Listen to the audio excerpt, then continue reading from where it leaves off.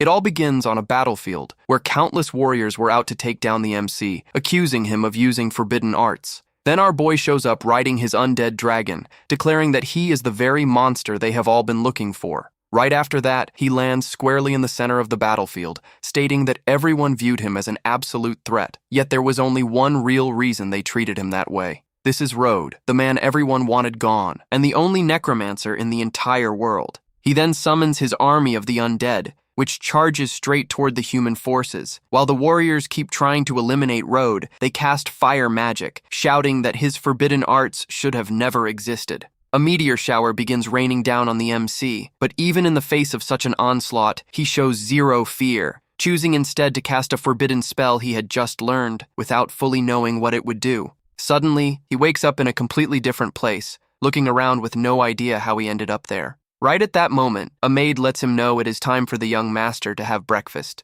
Rode glances into the mirror, realizing that he has somehow traveled 20 years back in time. He remembers that in his past life, he passed away at age 32 and reincarnated into another world. Over there, he mastered the dark arts, commanded billions of undead soldiers, and became the strongest mage alive. And just when he was about to unleash a forbidden spell against his enemies, he ended up right back in the past. Leah tells him to hurry up, warning that the lord of the house will discipline him again if he shows up late. Rode apologizes and tells her to go ahead, promising he will be right down. The maid finds his behavior strange, since the boy used to be cold and timid. Rode then recalls that he is the youngest son of Baron Morris, with a reputation for being an aimless slacker. He also remembers that his family went bankrupt in the past and lost everything before he could do anything to help. Even though he lost his previous powers, he still holds all his memories and vows to rewrite this destiny. Shortly after, Rode walks into the dining hall where his family is already gathered. Baron Shiro Morris asks with annoyance if his son is going to make up another excuse to skip his studies.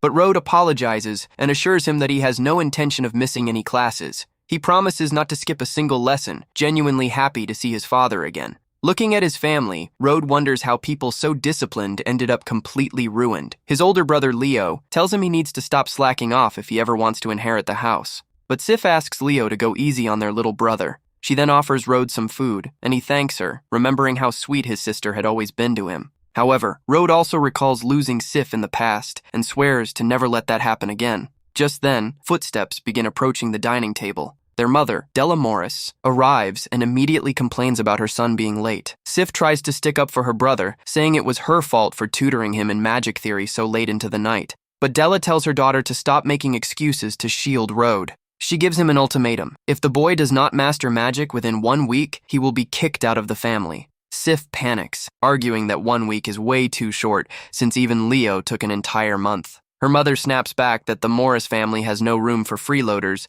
asking Sif if she wants to get kicked out too. Startled by the threat, Sif quickly says she would never do that. Rode then catches everyone off guard by accepting the 1-week deadline. He looks his mother in the eye and asks what he gets if he manages to master magic within that time frame. Della replies that if he actually pulls it off, he can ask for whatever he wants. Rode takes the deal and requests permission to enter the Tomb of Heroes. Baron Shiro Morris is taken aback by his son's bold request, but he agrees to the terms, guaranteeing Rode entry into the tomb if he masters magic in 1 week. Della, on the other hand, gets annoyed and tells Rode to start packing his bags, convinced he will fail. Outside, Sif runs after her brother and asks why he didn't just apologize to avoid getting kicked out. She reminds him that not even Leo was able to master mana in just 1 single week. She then reveals that she saved up some money for Rode to live on his own and tells him to wait while she tries to fix things. Rode simply sighs as his sister walks away, wishing she had a little more faith in him. After all, pulling this off really would be impossible if he hadn't reincarnated.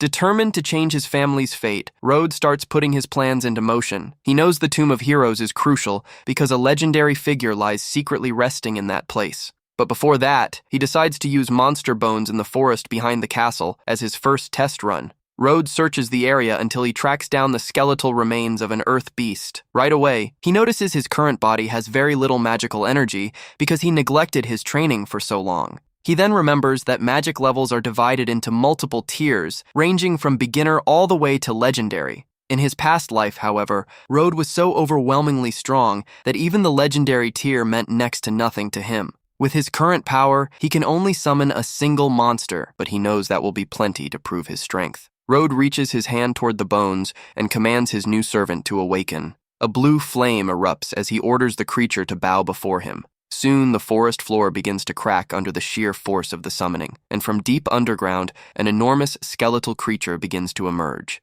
The beast bursts through the earth and lets out a massive roar, revealing itself as a low-level boss. It then approaches Road, making the ground shake with every single step. But as soon as it reaches him, the massive skeleton kneels before its new master. Road observes the obedience of his summon, and upon checking its status, discovers it commands both fire and earth abilities. Since he can also channel the skills of his summons, Road decides to test out a fire attack. He points his hand forward and blasts a surge of blue energy. The attack blows right through a tree trunk, proving that his raw offensive power is still remarkably high. The monster praises its master, and Road is thoroughly pleased with the outcome. After that, he unsummons the creature, since his current body can only sustain one active summon at a time. Even so, he knows that single beast will be more than enough to prove his worth to his mother. Road then recalls that the Tomb of Heroes holds the resting places of great ancient champions. Countless young nobles across the kingdom dream of entering to receive a blessing from those souls and gain new powers. Leo received one of those blessings,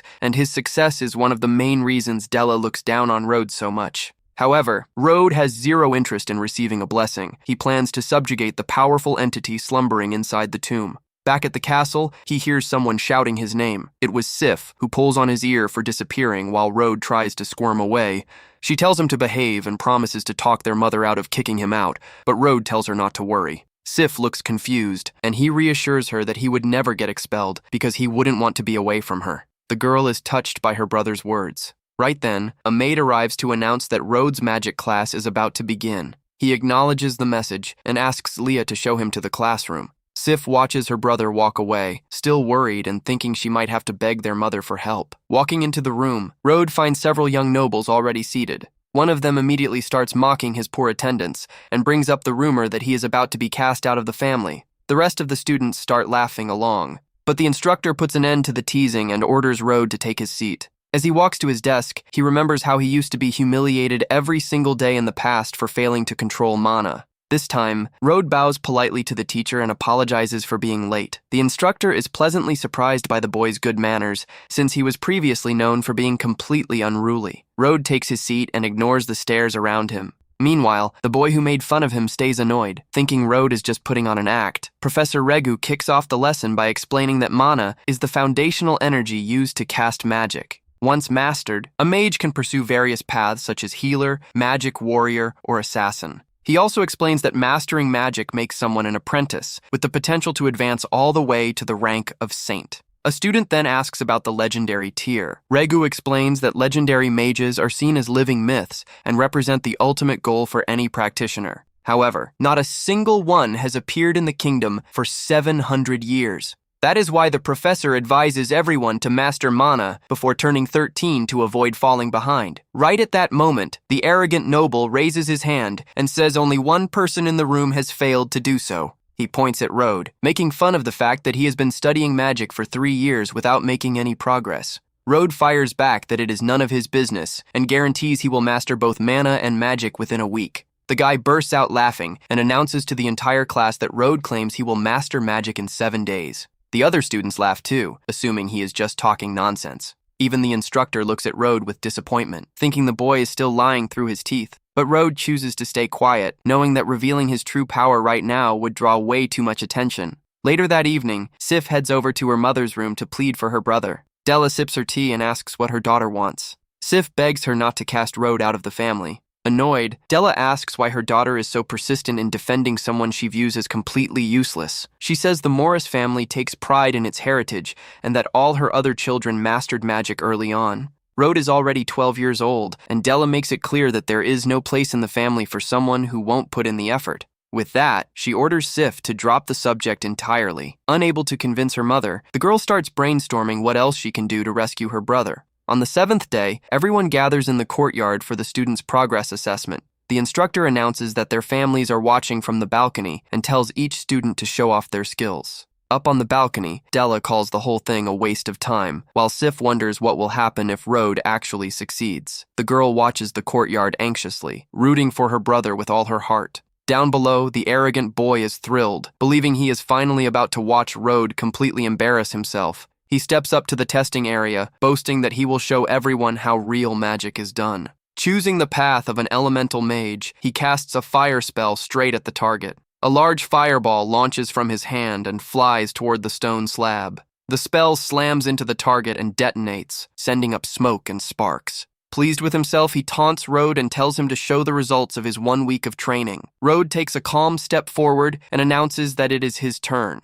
A dark aura begins swirling around him as he preps his spell. Then Road raises his arm toward the stone target. His rival keeps laughing, saying he wants to watch him fail and burst into tears. Up on the balcony, a noblewoman asks Della if she really intends to banish her own son if he fails. Della replies that a slacker only brings shame to the Morris name and ought to leave. Road focuses on channeling the power of the beast he summoned in the forest. A massive burst of blue flame ignites in his hand as he casts the creature's innate skill. Road gathers the energy and unleashes the strike, sending his rival into a sheer panic when he sees the absurd scale of the magic. The blast of blue fire crashes into the target, completely blowing everyone away. The impact shatters the stone slab into tiny pieces. Sif is amazed and cheers excitedly, seeing that her brother actually pulled it off. The other students are left in utter shock, realizing Road just completely outclassed the heir of the Anta family. Even the instructor realizes that an ordinary apprentice could never possess enough energy to cast a spell of that magnitude.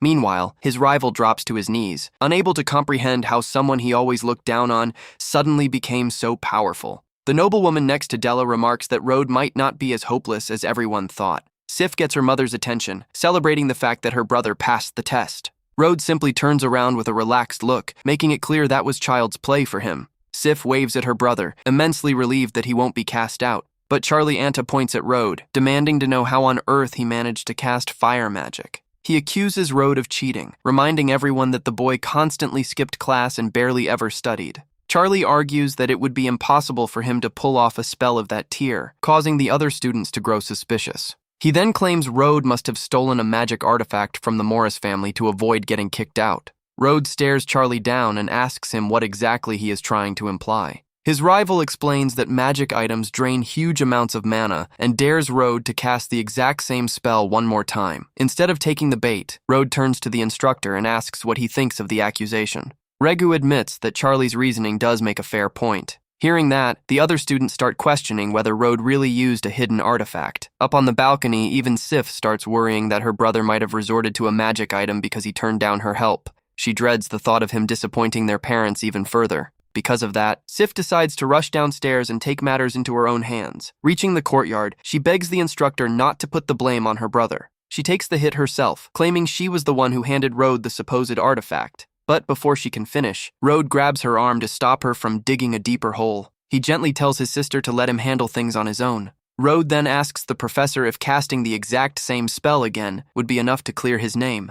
Regu confirms that firing off the magic repeatedly would prove beyond a doubt that no artifact is involved. Road accepts the condition and begins gathering mana around his body. The students watch in awe and fear as they feel the intense magical pressure radiating from the boy. Road unleashes another blast of blue fire, completely obliterating another target. Charlie starts sweating bullets, realizing he genuinely is not relying on any item whatsoever. And before anyone can even process what is happening, Road starts rapid-firing spells one after another without breaking a sweat. His rival stands completely frozen before that sheer display of power. Meanwhile, stone targets are getting blown to bits one by one across the courtyard. Charlie collapses to the ground, totally unable to believe what he just witnessed. The other students are left scratching their heads, trying to figure out how Road became this ridiculously strong. Sif takes the opportunity to remind their mother that there is no longer any reason to kick him out. Della concedes that he can stay, but makes it clear she will not tolerate him slacking off ever again. Right after, Professor Regu officially announces that Road used 0 magical artifacts. With that, the assessment wraps up, and the day comes to an end. Later on, Sif and Leo congratulate Road for his incredible performance in the courtyard. He thanks them for the support, and the siblings decide to share a meal together to celebrate. Soon after, the entire family gathers around the dining table. Their father praises Road for the test results, saying he brought honor to the family name. The boy thanks him and asks if their previous deal still stands. The Baron confirms it and announces that the Tomb of Heroes will open in 1 month, securing a guaranteed slot for Road. Della demands that he secure a top-tier blessing to make up for the heavy price the family paid for his entry. His father adds that now that Road has mastered magic, he will receive the exact same treatment and resources as his siblings. Road expresses his gratitude for the opportunity. Later, while alone, he celebrates securing the entry slot, intending to utilize his necromancy inside the tomb. Road remembers there is a nameless grave there where a legendary warrior rests who will become his next summon. However, that soul is on the verge of fading away, and Road's current mana pool is not yet big enough to bring it back. For that reason, he plans to take full advantage of his upgraded status in the family to train and build up his strength. After 1 month of intense training, Leah knocks on his door to announce that the master of the house wants to see him. Road gets ready and says he is on his way, thoroughly pleased with how much his mana expanded over the past month. He feels confident he now has enough power to summon the soul, while his father instructs Leo to escort him to the tomb. Leo accepts the assignment and gets ready to take his brother. Soon, the family carriage rolls down a tree-lined road, heading straight toward the Tomb of Heroes. Along the way, Leo asks Road if he is familiar with the ranking tiers of blessings. Road mentions he would like to hear more details about it. Leo explains that they range from the basic white tier all the way to the ultra-rare red tier, granting unique passive powers to mages. Road then asks what tier his brother received, and Leo proudly states he obtained a purple blessing. That explains why Leo has been doing so exceptionally well in the military ranks. Even so, he humbly says he is still a work in progress, but Sif reminds them that scoring a purple blessing is already a huge deal. She then reminds Road that getting a spot in the tomb is extremely rare, urging him to aim for at least a white blessing. Road tells her to chill out, secretly thinking Sif would lose her mind if she found out he has zero interest in seeking a blessing at all. Shortly after, the carriage arrives at the tomb gates, which are guarded by towering knight statues. The interior is dark, blanketed in thick mist, and surrounded by ancient headstones. Leo lets him know he has 3 hours inside, adding that he and Sif will wait by the entrance. Sif silently prays that her brother manages to get at least one blessing. Holding on to her lucky charm, she waits patiently for his success. Road begins walking alone down the stone pathway flanked by hundreds of ancient graves. He is pumped that he finally reached the exact location he was looking for. Road remembers Leo's tip to look for the most extravagant tombs belonging to high-ranking mages. However, he bypasses every single one of them and heads straight for the very back of the graveyard.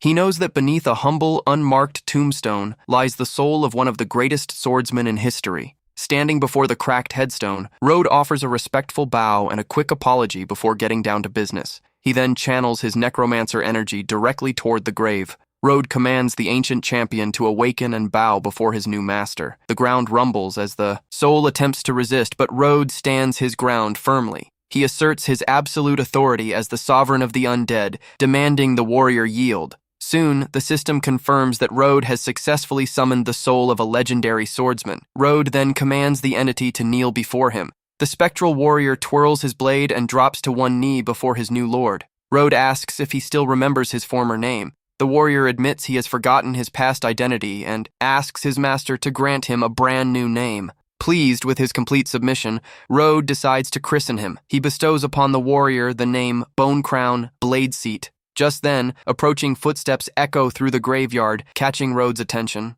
A small group enters the area, consisting of an elderly gentleman, a bodyguard, and a young girl named Eleanor. The elderly man advises Eleanor to aim for a high-tier blessing to bring pride to their family. The guard suggests she inspect the largest monuments to maximize her chances. Eleanor nods in agreement and begins her search among the gravestones. Before long, she spots the statue of the legendary hero Illus and decides to seek his blessing. After all, he was one of the absolute greatest mages of his era. Eleanor hurries toward the monument, but a dark haze suddenly blocks the path. A shadowy energy begins blanketing the surrounding area, and the bodyguard instantly recognizes it as undead mana, drawing his blade and warning Eleanor to stay alert. He steps directly in front of the girl to keep her safe, but he quickly notices that the figure ahead is just a kid, assuming Road is also there hunting for a blessing. Even so, he levels his sword at the boy and demands to know if that dark aura belongs to him. Taking a closer look at Road's stance, he can tell the kid knows how to fight and is definitely not an ordinary child.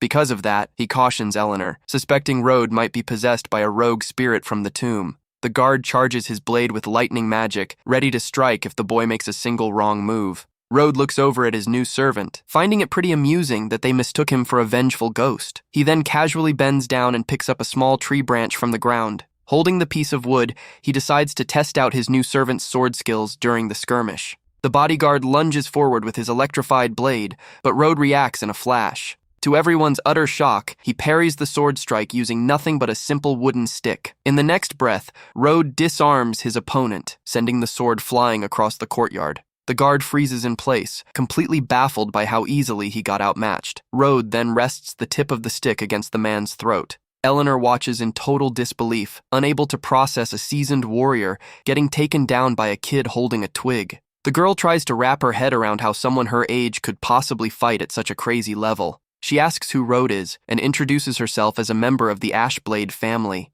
But before she can say more, the elderly gentleman tells Eleanor to watch her tone. The girl looks at her grandfather, confused about why she is getting scolded. The old man watches Road closely, thoroughly recognizing the masterclass in swordsmanship he just witnessed. He realizes that not even he could have taken down his own guard with that level of effortless precision. The guard apologizes to Eleanor's grandfather and asks for another round to face Road properly. Refusing to accept the defeat, he retrieves his weapon and charges forward once again. The man coats his blade in crackling lightning and rushes straight at Road, but the boy sidesteps cleanly and counters using only the wooden stick. Meanwhile, the faint silhouette of the legendary swordsman manifests behind him as Road channels his combat techniques. The branch stops at the guard's neck once more, and Road warns him that if he attacks again, he will end up staying in this graveyard permanently. The old man is stunned to see Road win purely through pristine martial skill without burning a drop of mana. He quickly steps in, asking the young man to show mercy to his subordinate. He offers a polite bow, apologizing for his bodyguard's reckless behavior. Road accepts it, but figures the old man held back earlier just to test his abilities. The elder then orders the guard to apologize in person. The man bows deeply to Road, admitting his mistake and asking for forgiveness for the unprovoked attack. He still cannot wrap his head around losing solely to the kid's raw swordsmanship. Road lowers the branch and tells him not to sweat it, since nobody ended up getting hurt. The old gentleman praises Road, noting that dismantling an elite swordsman like that requires Grandmaster-level mastery. Eleanor is astonished to see her grandfather treating someone so young with such immense respect. Road plays it off as pure luck, even though he knows full well he is channeling a legendary hero's skills. The elder chuckles, remarking that Road is way too modest for someone with that kind of talent. He then introduces himself as Igna Ashblade, the head of the clan, and presents his granddaughter, Eleanor. Eleanor bows respectfully and apologizes for how she addressed him earlier. Igna asks if Road is affiliated with the royal court, assuming someone this skilled must come from a prominent lineage. Road asks to simply be called by his name and mentions he belongs to no faction whatsoever. Igna's interest spikes upon learning someone with this kind of potential is a free agent, thinking it would be great to have him on their side. Eleanor then asks if Road entered the tomb to seek a blessing as well. Road finds himself struggling to explain the real reason he is hanging out in the tomb. But the conversation gets cut short when Igna suddenly starts coughing violently and loses his balance. Eleanor and the guard rush over to support him before he hits the ground. Road spots the shadowy energy clinging to the old man and realizes he is suffering from an active curse. The guard pleads for help, explaining that countless healers have tried to diagnose the root cause, but all failed. Eleanor reveals that her grandfather was ambushed by fiends decades ago and has been dealing with this affliction ever since. Road explains that it is an ancient spiritual fiend curse that almost nobody knows how to properly treat. Hearing that, Eleanor desperately asks if he knows a way to cure her grandfather. Igna watches his granddaughter trying to save him by any means necessary. Eleanor promises that if Road can cure her grandfather, the Ashblade family will do whatever he asks in return. Road realizes that because the affliction stems from fiendish energy, clearing it will be a piece of cake with his necromancy. Looking at the group, he casually states that curing Igna won't be a problem at all. Eleanor and the guard celebrate the news, thrilled that her grandfather might finally find relief. Road smirks beneath his hood, explaining that to fully wipe out the curse, he will need them to gather a few specific ritual items. Tearing up with joy, Eleanor is immensely relieved to know her grandfather's long suffering is finally coming to an end. The guard hands Road a golden insignia, telling the young master to reach out whenever he needs anything at all. The man promises to pick Road up as soon as all the materials are ready, placing himself entirely at his service. Road accepts the communication token and gives them the green light. Walking out, Road reflects that the trip was totally worth it, since contracting the legendary swordsman gave his own power a solid boost. He knows the warrior lost most of his original strength over the ages, but he fully intends to help him get back to his prime. Sif runs up excitedly to her brother the moment she spots him leaving the ancient grounds.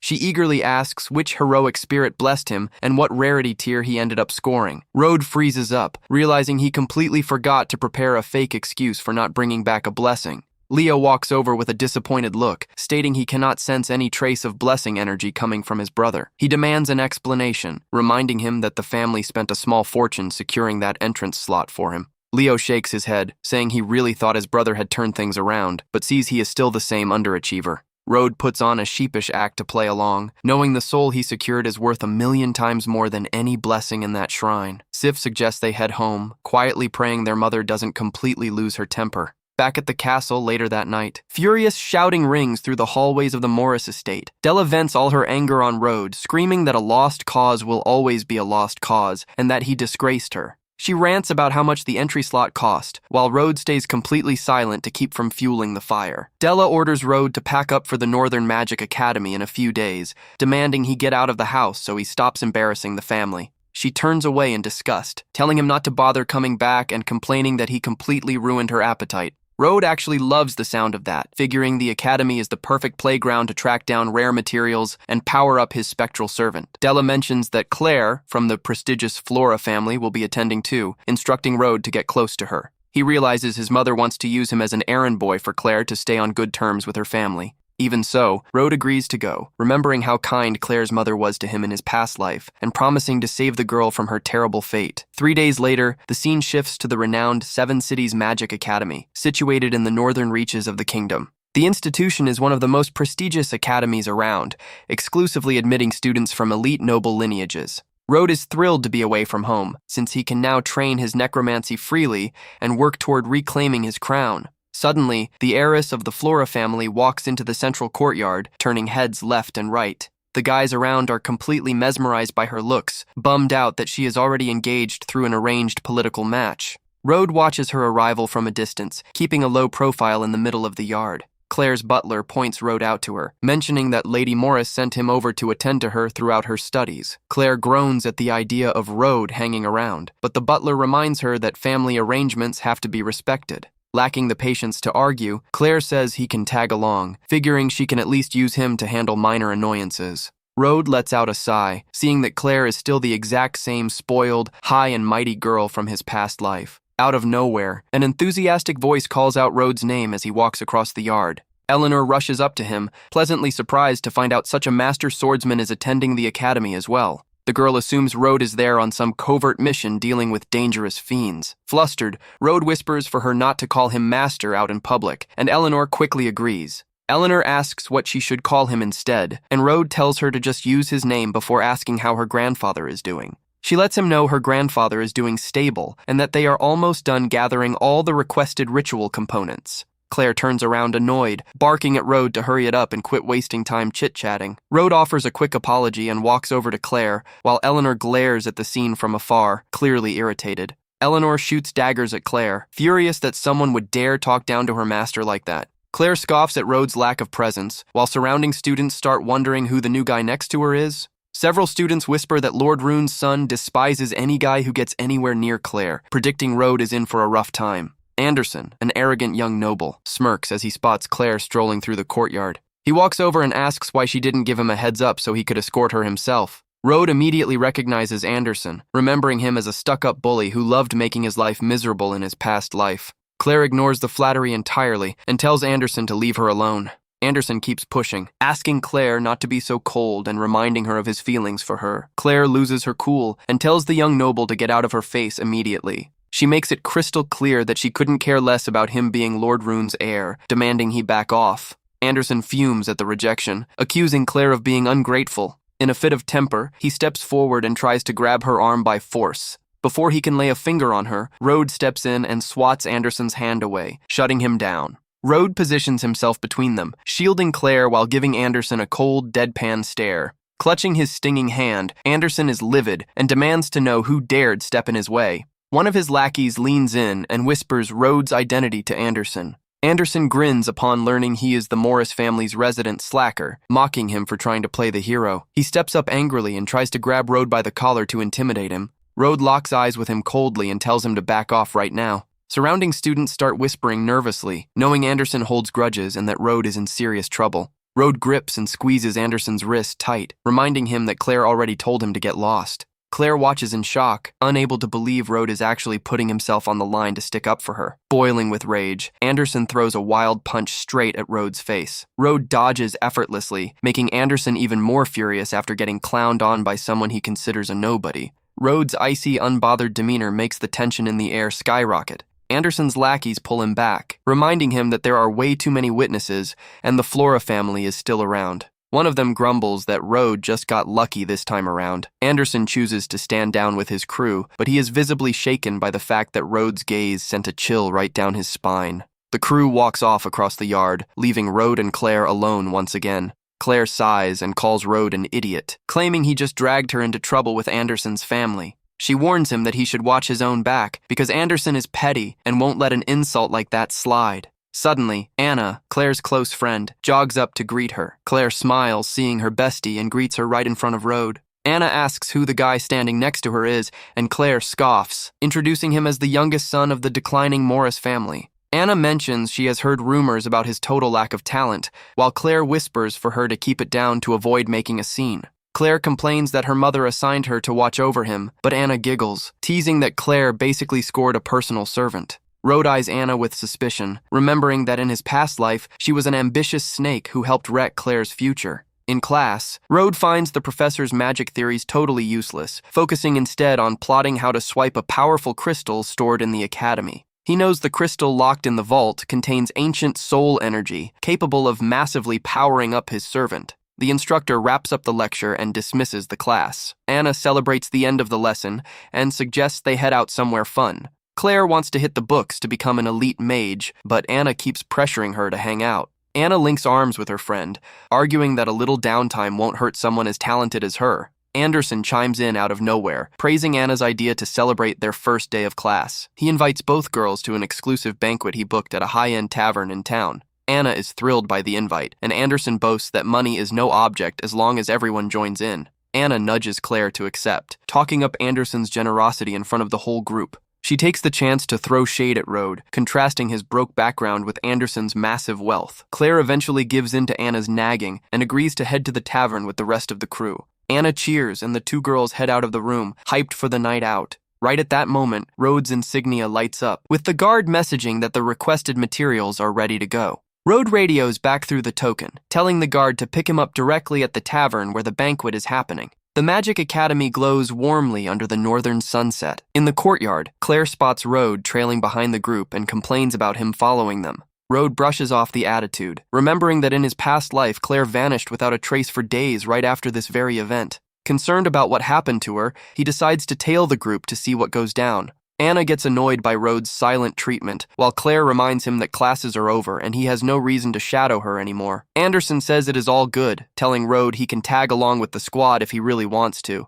But deep down, Anderson is still seething over Rode embarrassing him earlier and vows to teach him a lesson he won't forget. Anna hypes up Anderson, saying how sweet and generous he is for letting him come. She allows Rode to follow along, but wonders out loud if the guy is just obsessed with Claire to keep trailing them like this. The crew reaches the Crystal Tavern just as the sun dips below the horizon. They push open the heavy wooden doors and step inside. Anderson shouts to the house that the drinks are on his tab tonight, making the patrons erupt in cheers. Rode surveys the room and spots a bunch of burly, battle-scarred men drinking and making a racket. He notices those guys carry blood-stained weapons and heavily dented shields. Rode immediately clocks them as hardened mercenaries who risk their lives on actual front lines. He knows men like that live in an environment full of brawls, booze, and trouble, realizing Claire's looks might have sparked the tragedy in the past. Rode grabs Claire's arm and says it is getting late, suggesting they head back before her mother starts worrying. But Anna steps in with an attitude and slaps Rode's hand away. Anna says she has had enough of his antics, snapping that trying to drag Claire away before the party even starts is way out of line.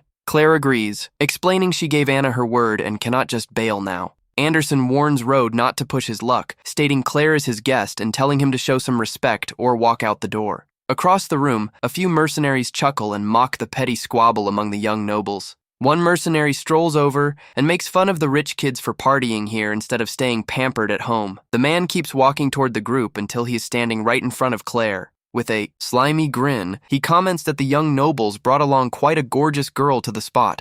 Anderson gets outraged and demands to know from the manager why these mercenaries are still here when he gave advance notice about his VIP party. The mercenary turns around, annoyed, and asks what the rich kid just mumbled. The manager tries to de-escalate, suggesting Anderson come back tomorrow so he can have the whole place to himself. One of Anderson's buddies asks if the manager is really trying to make the young master break his promise and look like a clown in front of Claire. The manager leans in and warns them in a whisper that these men are out-of-town mercenaries and ruthless killers they should not mess with. Anderson brushes off the warning, boasting that no mercenary gang is going to ruin his night because he is the young master of House Rune. Another mercenary slams his fist on the table, saying he doesn't give a flip who he is and telling the crew to get lost. Anderson's lackey steps up hot-headed, shouting that nobody talks to the young master like that or disrespects House Rune. Suddenly, a massive crash echoes across the tavern floor. The mercenaries make quick work of Anderson's lackeys, leaving them face down on the floor in seconds. Anderson stands there in sheer shock, realizing these guys are not playing around.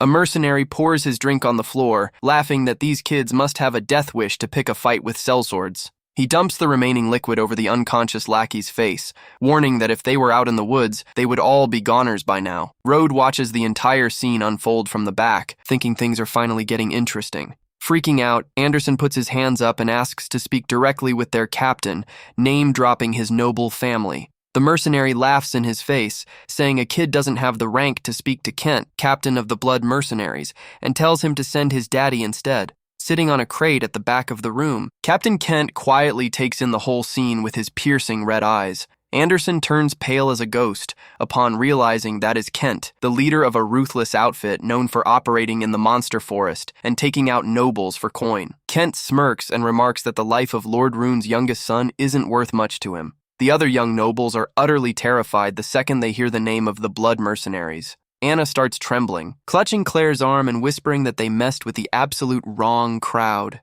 The mercenaries burst out laughing at the young noble shaking in his boots over their squad's reputation. Anderson tries desperately to hide his fear, knowing he cannot afford to look like a coward in front of Claire and lose face. Trying to keep his composure, he apologizes for the commotion and asks if they can let it slide out of respect for House Rune. Kent grins and says that since Lord Rune has a solid reputation, he might actually do him a solid. Anna and the others breathe a massive sigh of relief, hyping up Anderson for supposedly saving the day. But Kent flips the script, demanding that both girls drink and dance with his men in exchange for letting the group walk away. He adds that since House Rune carries so much weight, Anderson himself should cordially invite the ladies to dance. The mercenaries roar with laughter, shouting that they want to see noble girls putting on a show for them. Faced with the demand, Claire freezes up while Rode observes every detail closely. Anderson tries to step in, arguing that this is totally inappropriate since Claire is the heiress to the powerful Flora family. But the vice captain tells him to shut his mouth, asking if he still thinks his family name matters and calling it just a simple dance.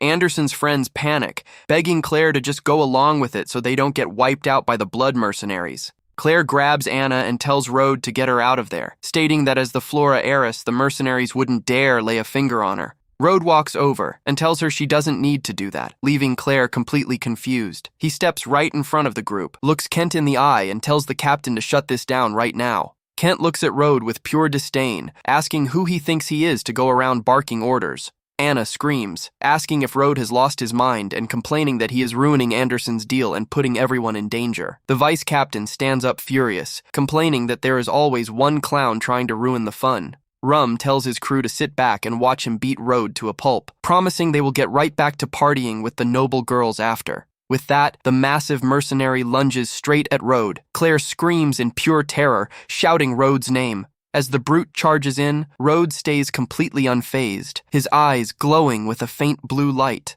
The vice captain gets even more ticked off getting stared down like that and roars that Rode is done for. He winds up a devastating, flame-cloaked strike straight at Rode. Claire panics as a fiery blast engulfs the exact spot where Rode was standing. Anderson screams that Rode lost his marbles, yelling at him to apologize to Kent before they all get wiped out. Suddenly, a crisp, metallic clash rings throughout the tavern, revealing the attack was cleanly blocked. The mercenaries are stunned to see Rode effortlessly parry the strike of Rum, a seasoned magic warrior. Rode ignores all the shouting, walks over to a random patron, and casually asks to borrow his sword. Rum loses his mind over getting completely ignored and charges again, bellowing for Rode to drop dead. Road grips the borrowed blade, letting Blade Seat's spirit know that this time they have an actual weapon to fight with. The spectral warrior answers the call, and Road counters with a sweeping arc of blue flame. A massive vortex of blue spiritual fire tears through the air at blinding speed. The collision of both strikes triggers a massive explosion right in the middle of the tavern. As the smoke clears, Rum is shown standing there, completely terrified by what just went down.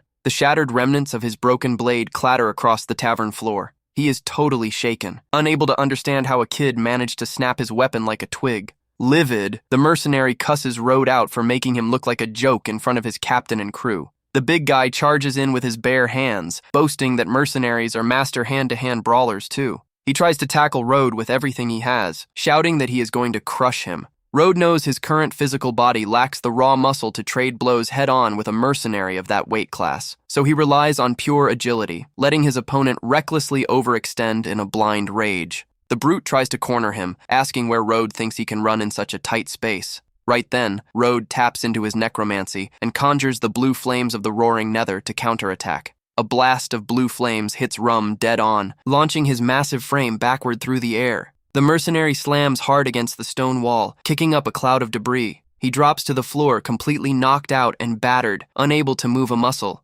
Anderson watches in utter horror as Road, someone he wrote off as a total loser, just flattened the vice captain of a feared mercenary outfit. Kent stands up alongside his men, glaring menacingly at Road. He warns that anyone who lays a hand on his crew usually ends up chopped into pieces as monster chow in the woods. Anderson's buddies freak out, whining that Road ticked off the entire gang and is going to get everyone taken out. They suggest making a run for it while Road acts as a distraction, dumping all the blame onto him to save their own skins. Anna drags Claire toward the exit, telling her to stop stressing over Road if she doesn't want to get grabbed by criminals. Watching Claire get escorted out safely with the others, Road thinks to himself that things just got a whole lot simpler. Kent states he won't end his life right away, promising instead to make him suffer through the night before demanding a fat ransom from the Morris family. Road decides that if they can't settle this peacefully, he will just wipe them all out and turn Kent into his undead thrall. But before he can make a move, footsteps echo by the entrance, and a voice asks Kent how much he thinks his own life is worth. Kent snaps his head toward the door, barking out to see who just walked in asking for a beatdown. It is the elite guard Road summoned via the communicator, marching into the hall in full armor. The second Kent sees him, he turns pale as a sheet, stuttering to ask what Sir Leon is doing here. Leon completely ignores Kent, turning straight to Road to ask if these scumbags dared lay a finger on him. A second later, he chuckles, saying that was a silly question, since not even he could withstand a strike from Road, let alone these scrubs. Kent starts sweating buckets, unable to fathom why a powerhouse like Leon is treating Road with such deference and calling him master. Leon points at Kent, demanding to know who gave them the right to touch his master, and revealing that Road is an honored VIP of House Ashblade. Kent goes into a full meltdown upon hearing that, realizing his entire mercenary company could be wiped off the map if they keep disrespecting Road. He immediately drops to his knees before Road, begging for forgiveness and pleading with him to spare the blood mercenaries. The other mercenaries stand there in utter shock, watching their own captain grovel on the floor for mercy. Kent hands over the official insignia of the band as a token of absolute submission, begging Road to let them off the hook. The captain pledges his crew's loyalty, swearing the blood mercenaries will take on any job to serve him. Road finds Kent's quick pivot smart, figuring living mercenaries are way more useful to him than dead ones. He accepts the insignia and their surrender, sparing them for the time being. However, Road makes it clear that a penalty must still be paid for what went down. An ominous chill sweeps through the room, making the mercenaries sweat over what is coming next.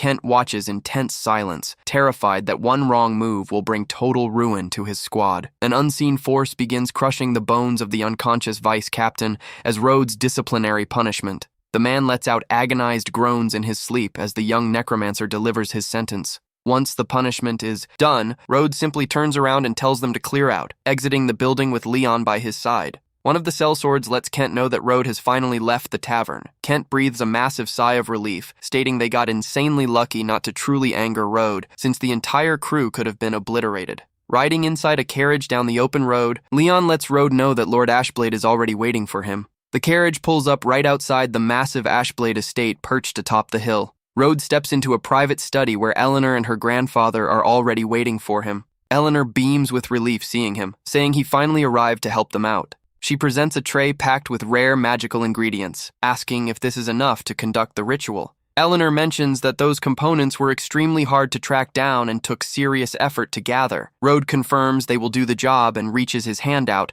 releasing a wave of blue spiritual mana. Lord Ashblade breaks into a sweat as Rode's aura wraps around his curse-ravaged body. Rode tells everyone to step back before proceeding with the cleansing. He locks his focus onto the Lord, his eyes glowing with an intense blue light. Suddenly, a wicked entity resembling a purple skeletal fiend begins ripping out of the Lord's chest. Rode extends a hand engulfed in blue flames and snatches the entity right out of the air. The young necromancer uses his soul magic to suppress the creature as it thrashes around trying to break free. Rode tells it there is nowhere to run and cranks up the intensity of the spell. The spiritual fiend shrieks in pure agony as it gets overwhelmed by Rode's magic. Eleanor watches in utter horror, realizing that very creature was the vile entity that had been tormenting her grandfather for 10 long years. Leon is blown away by Rode's ability to easily overpower such a terrifying fiend, feeling embarrassed about ever trying to challenge him in the past. Rode notices the entity is still struggling and asks if it honestly thinks it stands a chance. Rode compresses all the creature's dark energy down into a single point. He channels the subdued spirit's energy into the palm of his hand, refining its essence into a dense sphere. Rode seals the purified spiritual energy directly inside a blue crystal. He wraps up the process, pleased with successfully crafting a deathstone for the first time, intending to use it to power up Bladeseat. Leon celebrates, shouting that the entity plagued the Lord for over 10 years, yet Rode cleansed it in a matter of moments. Eleanor rushes over to her grandfather, asking how he is feeling after the procedure. Rode raises a hand and tells Eleanor to keep her distance for a second, leaving her confused. Suddenly, Lord Ashblade snaps his eyes open as a colossal torrent of mana starts pouring out of his body. The shockwave generated by the mana release pushes Eleanor back, leaving her completely stunned. Rode explains that the fiend had been siphoning the Lord's strength, and now that it is gone, his original power is flooding back. The Lord's entire frame is enveloped in a raging tempest of silvery mana. He celebrates feeling his mana fully restored, realizing he just broke through from mid-stage to the very peak of intermediate Archmage. The old man laughs out loud with pure joy, saying he never imagined he would ever get a shot at reaching the advanced Archmage tier again. Leon gets choked up, remembering how their clan had been constantly pressured by rivals, realizing their family's fate is finally turning around. He knows all of this was only possible thanks to Rode's intervention, which basically saved their entire house. Eleanor is still trying to wrap her head around the situation, asking her grandfather about his massive power spike. Rode explains that the fiend lived inside him for 10 years, but his resilient foundation endured the strain and allowed for this breakthrough. Eleanor is amazed, asking if that means her grandfather basically turned a curse into a massive blessing. Her grandfather confirms that after Rode purged the beast, he recovered his mana and is now on the doorstep of reaching advanced Archmage. He declares that House Ashblade will finally reclaim all the prestige and influence they lost over the years. Right after, the Patriarch thanks Rode deeply, promising that his family will follow his lead from this moment forward. Rode tells him there's no need for all the drama since he already got what he wanted, but mentions he has one question to ask. The old man tells Rode to ask away. Rode asks where exactly he caught the curse, knowing that tracking down that spot could provide him with a steady supply of death stones. The old man shares that over 10 years ago, he took part in an expedition to the Wailing Vale, where he fell into a trap and caught the affliction. Rode figures the Wailing Vale is way too dangerous for his current power level, deciding to hold off until he gets stronger before venturing there. Later on, the family carriage rolls down the dark road, escorting Rode back. Leon lets him know that the temporary residence Rode requested near the academy is already fully prepared. Rode steps out of the carriage and walks toward the gate to check out his new setup. He is greeted by a massive estate that looks more like a royal palace under the night sky. Rode is completely surprised, realizing he only asked for a simple place to crash, not a gigantic mansion. Meanwhile, back at the Ashblade estate, the old lord is still laughing his head off with joy. Eleanor groans that he has been laughing non-stop for hours, reminding him that Rode left quite a while ago.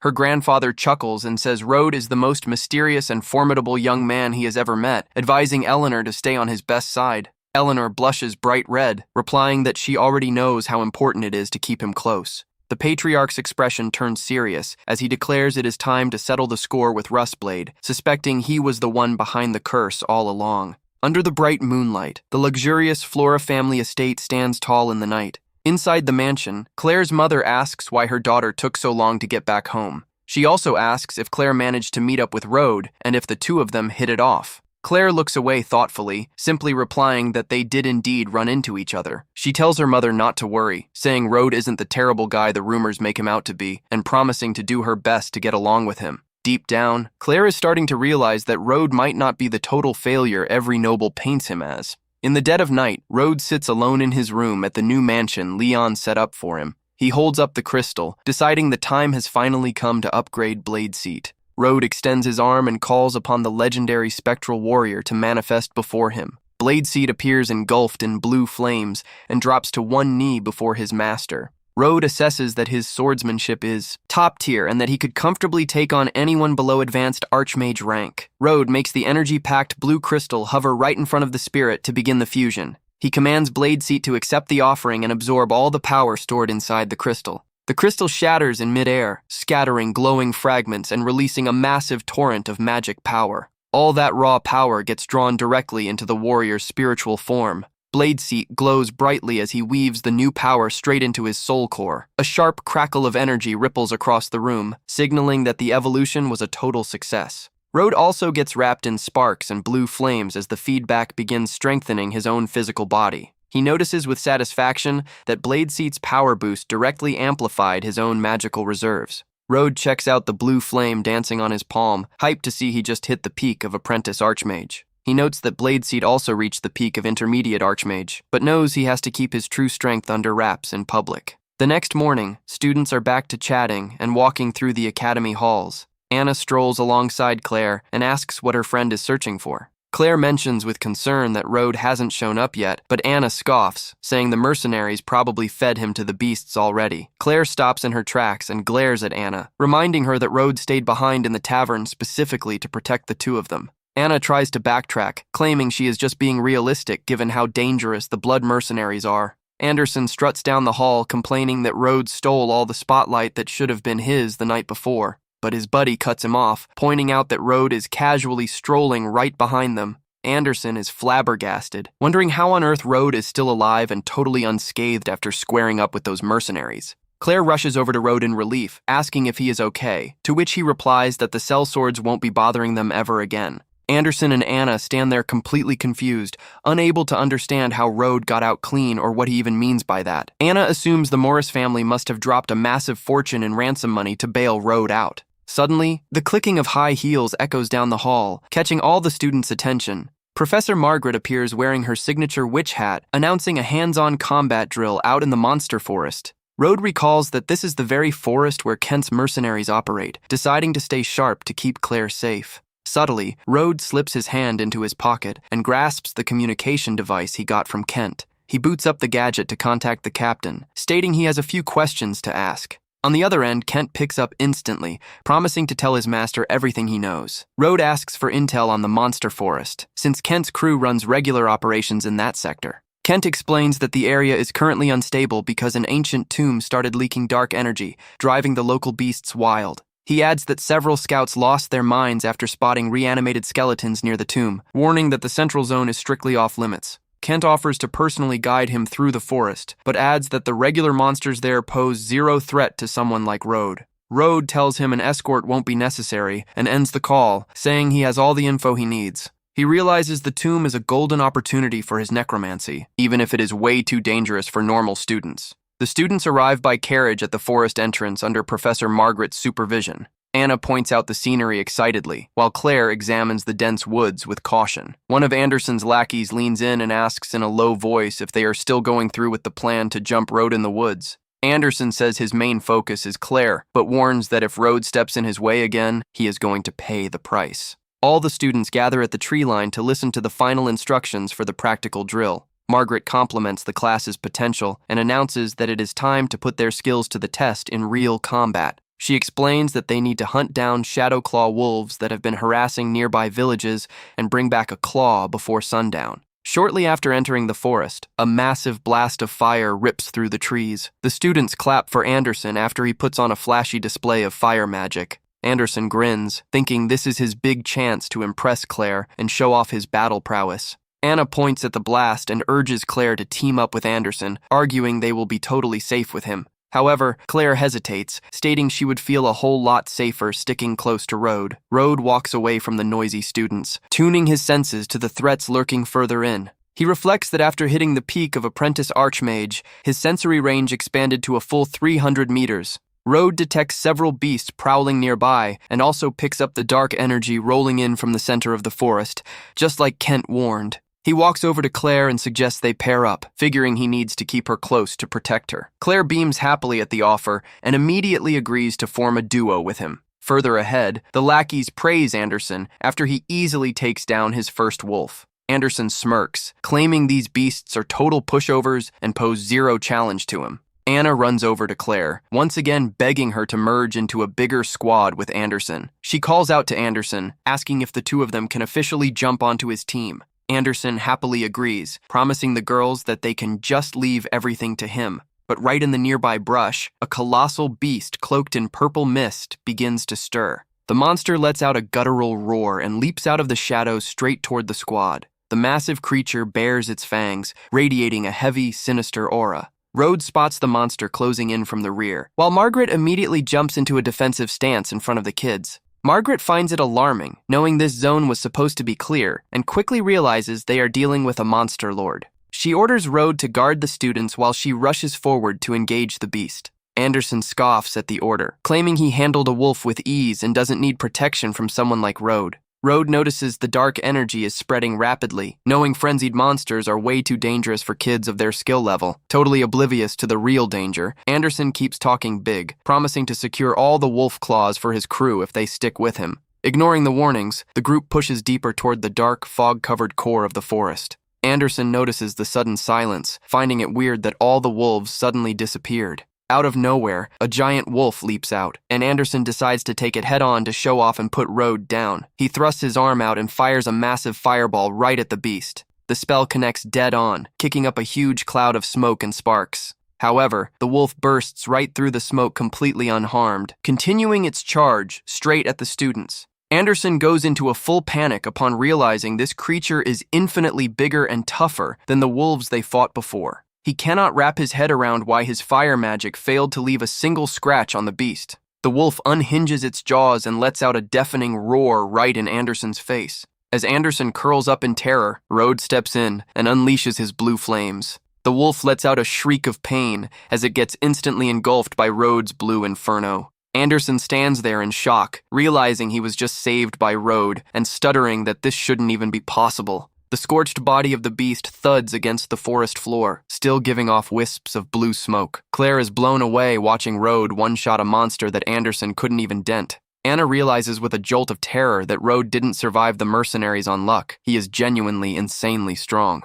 Rode senses a horde of other beasts closing in and decides it is time to summon the massive earth render. He takes off running toward the densest part of the forest, ignoring Claire calling out for him to come back. Rode stops in a wide clearing and is instantly surrounded by dozens of red-eyed wolves. Showing zero fear, he lets his eyes flare with a brilliant blue glow and commands his summon to rise. The ground violently shakes as the massive skeletal frame of the earth render bursts from the earth. Rode points at the pack and orders the beast to wipe out every single creature corrupted by the dark energy. The gigantic skeleton unhinges its jaw and lets out an earth-shattering roar that rattles the entire forest. The creature smashes the ground, sending multiple monsters flying through the air with the resulting shockwave. Far off, Anderson feels the ground quaking and prays that whatever made that noise doesn't head their way. Claire worries about Rode, but Anna suggests he was probably already taken out by whatever monster is out there. Anna clings to Anderson's arm, begging for safety, while he tries his best to mask his own trembling fear.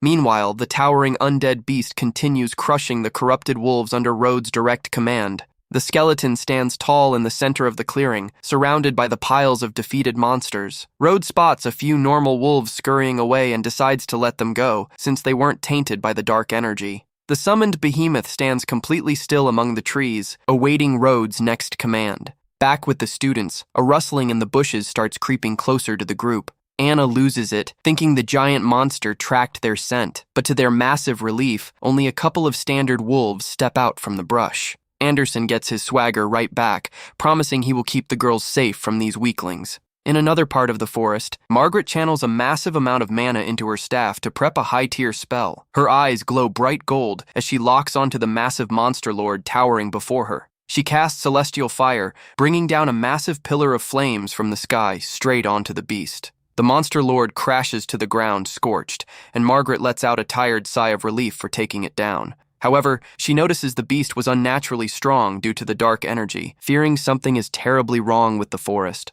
Suddenly, Margaret picks up an even more overwhelming presence approaching from afar and freezes in terror. From the deep shadows of the woods emerges the silhouette of an armored knight riding a skeletal steed. The horse's hooves strike the dirt and ignite blue flames, giving away the creature's immense dark mana. Margaret realizes this armored rider is the true source behind the corruption spreading through the woods. This is a formidable undead knight that woke up from the ancient tomb mentioned by Kent's crew. Margaret gauges that its power is at least around the intermediate archmage tier and that it is the one driving all the wildlife insane. Even though the odds are completely against her, she knows that if she lets this monster pass, all her students will be wiped out. So she pools every last drop of mana left in her staff to unleash her ultimate attack. Margaret casts Celestial Fire Meteor in an all-out bid to crush the undead rider. A massive beam of fire shoots up into the sky to forge the flaming boulder. The gigantic burning meteor plummets from the clouds, crashing directly on top of the dark armored knight. A massive detonation of fire and smoke tears the clearing apart where the undead warrior was standing. Margaret stares through the smoke, wondering if her strongest spell was enough to bring down the beast. But out of nowhere, the undead knight walks right out of the flames completely untouched and delivers a lightning-fast, brutal slash against the professor. Margaret falls to the ground injured, while the monster completely ignores her, tracking a distinct necromantic energy coming from another part of the woods. In another clearing, Road compliments his giant summon on a job well done and sends the Earthrender back to its dimension. Right away, the young necromancer senses a massive surge of magic closing in and goes on high alert at the sheer weight of that aura. He fixes his gaze on a dark path where a glowing energy is approaching, realizing the real threat is heading straight for him. The undead knight rides into view, and Road immediately clocks him as an ancient champion reanimated by rogue dark magic. Smirking arrogantly, Road proclaims himself the sovereign of the undead and asks the beast if it shouldn't be kneeling before him instead. The beast answers by immediately charging with its heavy lance, forcing a high-stakes clash on the path. The creature channels its dense, tainted mana through its dark armor, pulsing with a deep bluish glow. The skeletal rider delivers a crushing strike from atop his mount, aiming to pulverize his opponent with raw momentum. A thunderous boom rattles the whole sector as their attacks collide, sending a powerful shockwave ripping through the trees. Road takes a slight step back, seriously acknowledging that the mystic warrior's corrupted mana is far more destructive than he anticipated. From a distance, Anderson and the girls spot a towering pillar of dark energy shooting into the sky. Watching the scene in sheer horror, Claire shivers with dread, feeling that sinister energy, whispering nervously that her body won't stop shaking. Anderson notices the surge is coming from the exact direction Road ran toward, assuming his rival has been completely eliminated. Deep in the woods, the dark mana continues swirling violently around the battlefield between Road and the legendary beast. Margaret watches the commotion from afar, wounded and lacking the strength to fight, terrified for the lives of all her young students. She struggles to get back on her feet, frantically thinking she has to stop that monster before it reaches the kids. In the devastated clearing, the MC continues staring down the massive undead knight still perched on his terrifying steed. Road analyzes that the creature has lost almost all its sanity, running purely on animalistic instinct to hunt and devour strong prey. The boy finds the whole thing pitiful and decides he will put a permanent end to the fallen champion's misery. The armored knight raises his massive mystic war lance, gearing up for another crushing charge straight at Road. Through warped, corrupted thoughts, the creature calls out to its ancient king before launching an aggressive assault. It roars that it will never bow to anyone, activating its special charging skill to steamroll the kid. The mystic charge rushes forward at breakneck speed, splintering everything in its path toward the MC, who remains totally stationary. Road acknowledges that with his current power output, he cannot trade blows directly with a powerhouse knight of that caliber. He activates his specialized necromancy art known as Memory Echo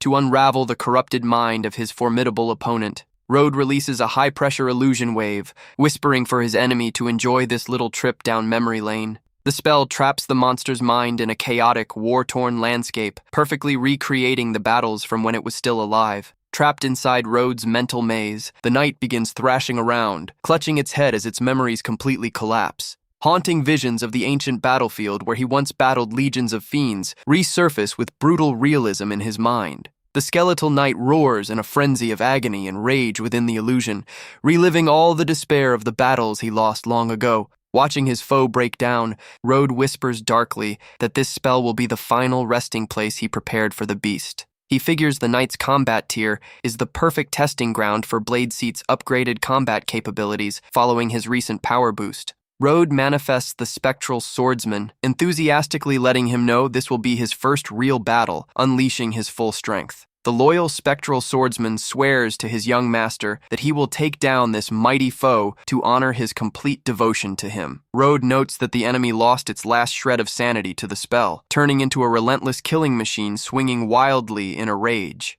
With absolute finesse, Bladeseat executes a sweeping horizontal slash with his massive energy greatsword to halt the enemy's momentum. The strikes of the two mighty warrior spirits collide with immense force in the dark shadows of the misty woods. Bladeseat's energy blade cuts through the air in a flash, throwing off bright sparks as it grinds against the enemy's heavy plate armor. The clash of enchanted steel creates an explosion of blue and purple light that rattles the nearby stone formations. The two powerful undead champions trade rapid-fire blows in a spectacular mystical duel. The sheer shockwaves unleashed by the brawl crack the sandy ground and tear down ancient trees across the clearing. Bladeseat executes a swift, evasive maneuver, leaping high into the air to bring down a lethal overhead slash toward the mounted rider's head. But the undead knight blocks the strike with his heavy mystic polearm, making a sharp metallic ring echo across the entire forest. The spectral swordsman forces his energy blade down against the enemy's guard to test his physical endurance. However, flexing pure brute strength, the mystic knight manages to shove Bladeseat back with a heavy thrust of his lance. The skeletal knight levels his weapon once more, respectfully acknowledging his opponent as a formidable mystic warrior. He lets out another ear-splitting roar of wild fury, pooling a massive surge of dark energy for their final showdown. The undead knight channels all his remaining wrath and launches a lethal strike, bellowing for his opponent to fall. The swing cleaves through the air, sending a razor-sharp purple wave of energy racing forward at ridiculous speed. The wave of destructive power smashes into the earth, sending boulders and shrapnel flying in every direction across the battlefield. Bladeseat keeps his cool, dropping into his cleanest sword stance under the silent direction of his young master. He unleashes the Pale Blade Veil sword technique, twirling his weapon to form an impenetrable barrier of pure light. The collision between the two forces triggers a massive explosion of purple and blue energy dead center in the clearing. The skeletal knight takes a step back as the dust and smoke from the blast begin clearing into the night air. The armored monster looks down at the empty, cratered ground in confusion, shocked to see his opponent has vanished from plain sight.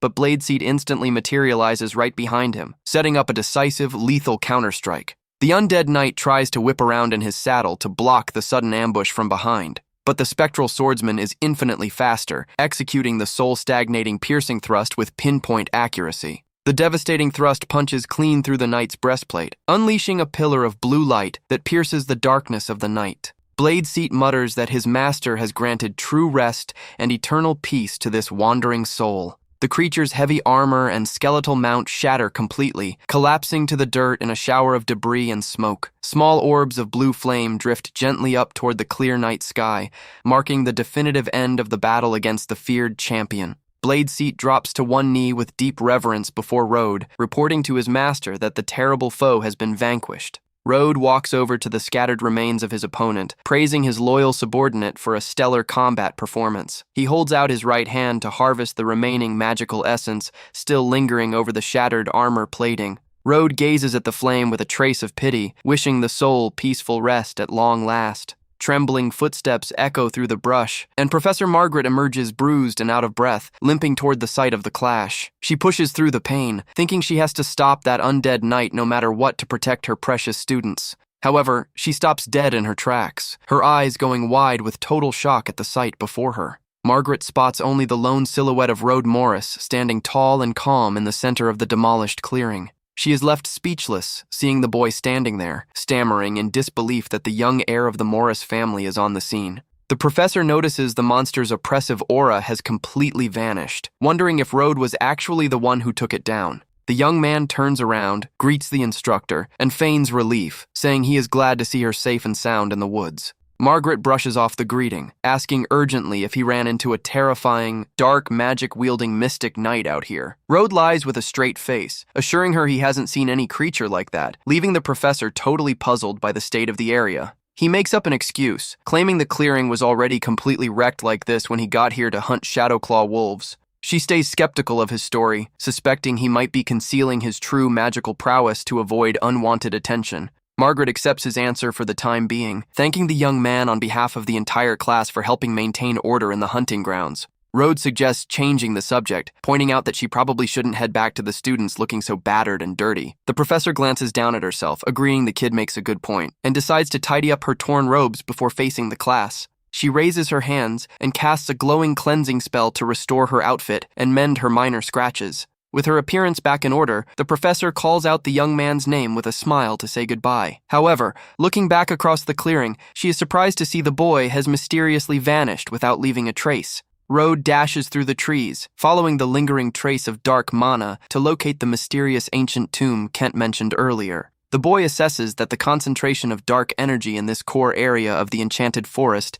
is growing thicker and more dangerous by the second. He finally arrives at the mouth of a pitch-black cave, concluding this was the exact spot where the undead night recently broke out. Inside the cavern, an intricate purple magic circle glows brightly on the stone floor, radiating a hazardous dark aura. The MC steps into the center and identifies the setup as an artificially constructed magic summoning circle. He inspects the stones arranged in the circle's mystical pattern on the floor, remarking with a satisfied smirk that he finally found what he was after. The crystal-studded structure glimmers in the cave's darkness, exactly as the young necromancer predicted. He channels his own mana and cleanly severs the magic circle with a swift slash, instantly cutting off the steady flow of dark energy. Rode commands the residual energy to dissipate on the spot, shattering the protective barrier keeping the circle active in the cave. The summoning formation breaks apart, sending dark element mana stones scattering across the rocky floor. The young man examines the gems, realizing someone used them alongside the circle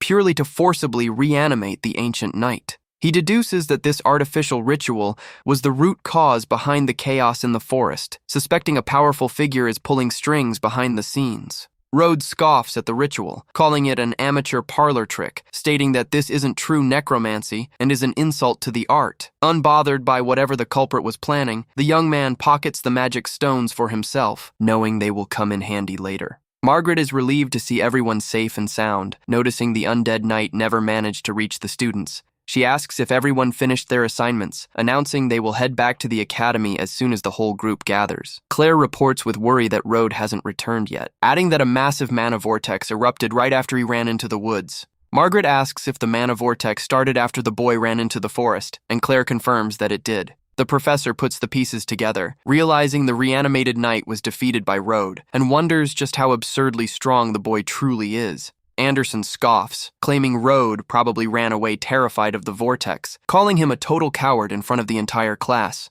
Margaret cuts the bickering short, firmly stating that Rode will be back shortly and that they will leave the moment he arrives. A few students start gossiping, suggesting the boy was likely already eaten by a Shadowclaw wolf. Anderson and the others ask the professor what that mana vortex was all about and why the wolves were acting so erratic. Margaret covers up the truth, claiming it was just an ordinary mana surge, assuring them the forest is now completely safe and the wolves have calmed down. Anderson convinces himself Rhodes simply fled and that his rival was just lucky earlier, swearing he could do the exact same thing without any help. Rode finally emerges from the tree line, and the students instantly start jeering at his return, saying he probably ran crying back to his mommy. Claire rushes over to Rode to check if he is unharmed, and the young man assures her that everything is totally fine. Anderson glares at Rode with burning hatred, watching the boy walk past with complete composure, entirely ignoring the taunts. Margaret walks up to Rode with a serious expression, asking to have a private word about what went down in the forest. The boy states he finished what he came to do, presenting the wolf claw he secured as proof of completing his assignment. Margaret notices that all the lingering dark energy in the woods has vanished, wondering if the boy truly took care of the root of the problem all by himself. She brushes the thought aside, reminding herself that no matter what, Rode is her student, and it is her duty to look out for him. Margaret loudly announces the conclusion of the day's outdoor magic drill, letting the entire class know it is time to head home. The student carriages begin their return journey back toward the majestic castle housing the kingdom's magic academy. Meanwhile, slow footsteps echo through the shadows of the damp, mysterious cavern where the dark night had recently awakened. A shadowy figure, clad in a dark hood, stares at the floor where the extinguished circle used to be. The hooded man touches the shattered fragments on the ground, realizing someone dismantled his specialized magic formation. He concludes the beast should have broken out, wondering if an overpowered Imperial Grandmaster happened to pass by and undo the ritual. Overcome with rage, the villain warns that nobody gets to mess with his master plan, swearing to bring a tragic end to anyone who dares step in his path. Back at the lavish academy, the students slip back into their regular routines inside the prestigious institution. Rode wonders just how much the professor saw of his actions, deciding to use this opening to ask her about the tear of the departed. While walking through the main courtyard, the boy notices an unusual crowd of students and gets curious about the commotion. He spots young Master Kaya, an elegant blonde noble dressed in a crisp white military uniform, surrounded by onlookers. Several girls blush with admiration, chatting about how handsome he is and how different he feels from shallow nobles due to his army background. Anderson watches the scene grinding his teeth, scoffing that the guy only draws attention because of his older brother, who is a renowned mage. Hearing the whining and sensing Anderson's frustration, Rode bluntly asks if he really hates the military noble that much. Anderson snaps back angrily that he does, declaring Kaya is his main rival in the academy and that he should be the one surrounded by girls instead. Rode remembers that in his past life, he used to envy and despise Kaya, but realizes he couldn't care less about any of that now. Firm footsteps echo down the corridor as Kaya decides to walk directly toward where the two boys are standing and chatting. Kaya walks up with a smirk, asking them to excuse him and clear the path they are blocking. Anderson refuses to move an inch, arrogantly barking that Kaya should be the one getting out of their way in the hallway. The two glare at each other up close, sparking an intensely hostile rivalry right in the middle of the yard. The surrounding students start panicking seeing a brawl about to break out, knowing both of their families hold serious political clout. Margaret steps in holding a tome, asking what the holdup is, and suggesting they settle their beef during today's combat class instead. Kaya apologizes to instructor Margaret, mentioning he is heading out right now to avoid any more pointless arguments. Kaya adds that they will see each other in combat training, while Anderson grumbles under his breath, calling his rival a show-off. As the crowd breaks up, Rhodes seizes the moment to approach Professor Margaret and speak with her in private. Once inside her office, the professor leans back in her comfy chair and asks directly what the boy needs from her. Rhodes asks if he could possibly get excused from the physical combat class scheduled for that afternoon. Margaret offers a sly grin, asking if he is trying to dodge trouble, or if he just wants to avoid showing off his real strength to the class. The boy feels caught off guard by his teacher's sharp intuition, choosing to remain silent in the face of her direct tease. Margaret points out that he didn't come all the way here just to ask for a hall pass, and Rhodes smiles, admitting she caught him red-handed. The young man asks if the professor has ever heard of an ancient and mysterious relic known as the Tear of the Departed. Margaret confirms she is familiar with the ancient, powerful item, but explains that since nobody knows how to use it, it stays locked in the academy vault. Margaret raises an eyebrow, asking if the young man is actually after the Tear of the Departed. The boy nods, confirming his direct interest in the legendary mystic relic. The professor offers an apology, explaining that she doesn't have the clearance to withdraw such a valuable treasure from the Academy's secure vault. Rhodes is intrigued by the detail, but Margaret quickly pitches a special deal to help him get his hands on the item. She promises to introduce him to a senior professor with top clearance, provided Rhodes attends the combat drill and impresses her with his genuine power. The young man reflects on just how sharp and crafty Instructor Margaret can be when she wants to make a deal. Rhodes finally gives in, accepting the professor's terms and admitting she won this negotiation. Later on at the physical training grounds, students gather in small circles to kick off the hands-on combat lesson. Eleanor Ashblade begins stretching in the center of the arena, commanding everyone's attention with her presence. The boys whisper in awe of her beauty, noting that even young Master Kaya treats her with noticeable respect. The students watch as Kaya starts walking in the girl's direction, whispering about rumors that he has a huge crush on her. He greets Eleanor warmly, asking how her grandfather has been doing lately. The girl thanks him for checking in with a polite smile, replying that her grandfather is doing exceptionally well. However, she suddenly spots someone in the background and thinks to herself in surprise that the person walking by is Master Rhodes. Without a second thought, the young noble turns her back on Kaya instantly and jogs over excitedly to greet the MC. Rhodes spots Eleanor closing in fast and gives a discreet finger-over-the-lips gesture so she doesn't blow his cover. The girl takes the hint, quickly covering her mouth to keep from saying his name out loud in the arena. Kaya stands there stunned and steaming with rage after getting left hanging in the middle of the training yard. He glares at Road with pure venom, wondering who on earth that nobody is to make him get ignored like that. Suddenly, a heavy thud shakes the floor as Anderson stomps firmly into the sparring ring. Anderson points aggressively at Kaya, shouting that he is going to pay a heavy price for what went down earlier this morning. Kaya cracks his knuckles and accepts the challenge, stating he is already in a terrible mood anyway. Meanwhile, a tall, shaved-headed student walks up to Road, calling him a runt. He brings up that the kid got in Kaya's way earlier too, ordering him to get on his feet to take a beating. The rest of the class starts buzzing with excitement, realizing Anderson and Kaya are about to throw down in the arena. The academy's combat instructor steps into the ring,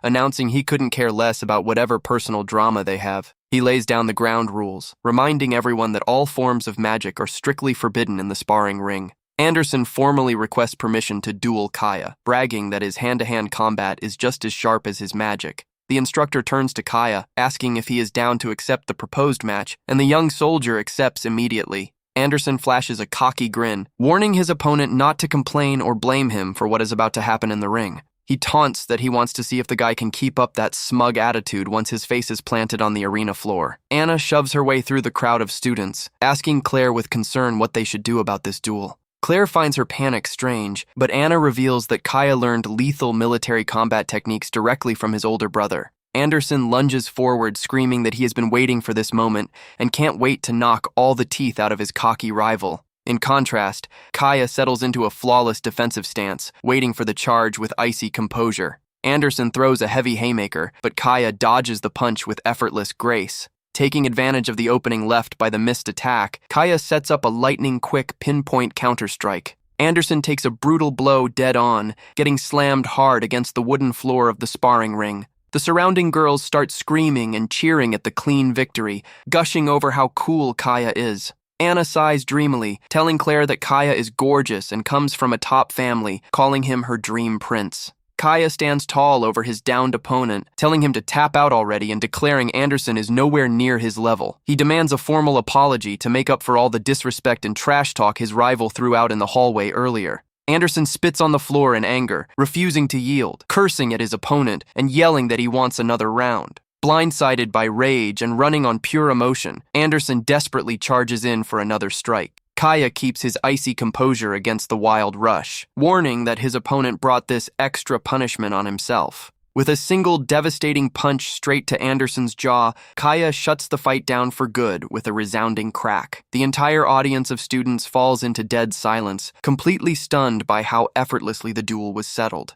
From the sidelines, Instructor Margaret observes the outcome with a serious gaze, though her attention seems fixed on a different detail. The bald bully tells Road to stop looking at the ring, threatening that he will be on his knees begging for mercy next. Road cracks his knuckles, thinking to himself that even after reincarnating, he still has to deal with arrogant clowns. The bully throws a punch straight at the MC, yelling for him to never dare cross their path again. Road reflects that although he was a legendary necromancer in the past who solved everything with his undead legion, that doesn't mean he doesn't know high-tier martial arts to beat some sense into arrogant punks like this bully. The bully crashes to the ground, groaning in agony, while Road notes that the guy was completely out of his depth. Kaya's eyes go wide with shock, watching one of his boys get launched clear across the training hall. The bully's body slams heavily into a stone pillar in the yard, cracking the solid masonry. The unconscious lackey slides down the pillar as a cloud of dust and rubble settles around the arena floor. Kaya stares at the scene in disbelief, trying to process what on earth just happened to his knocked-out teammate.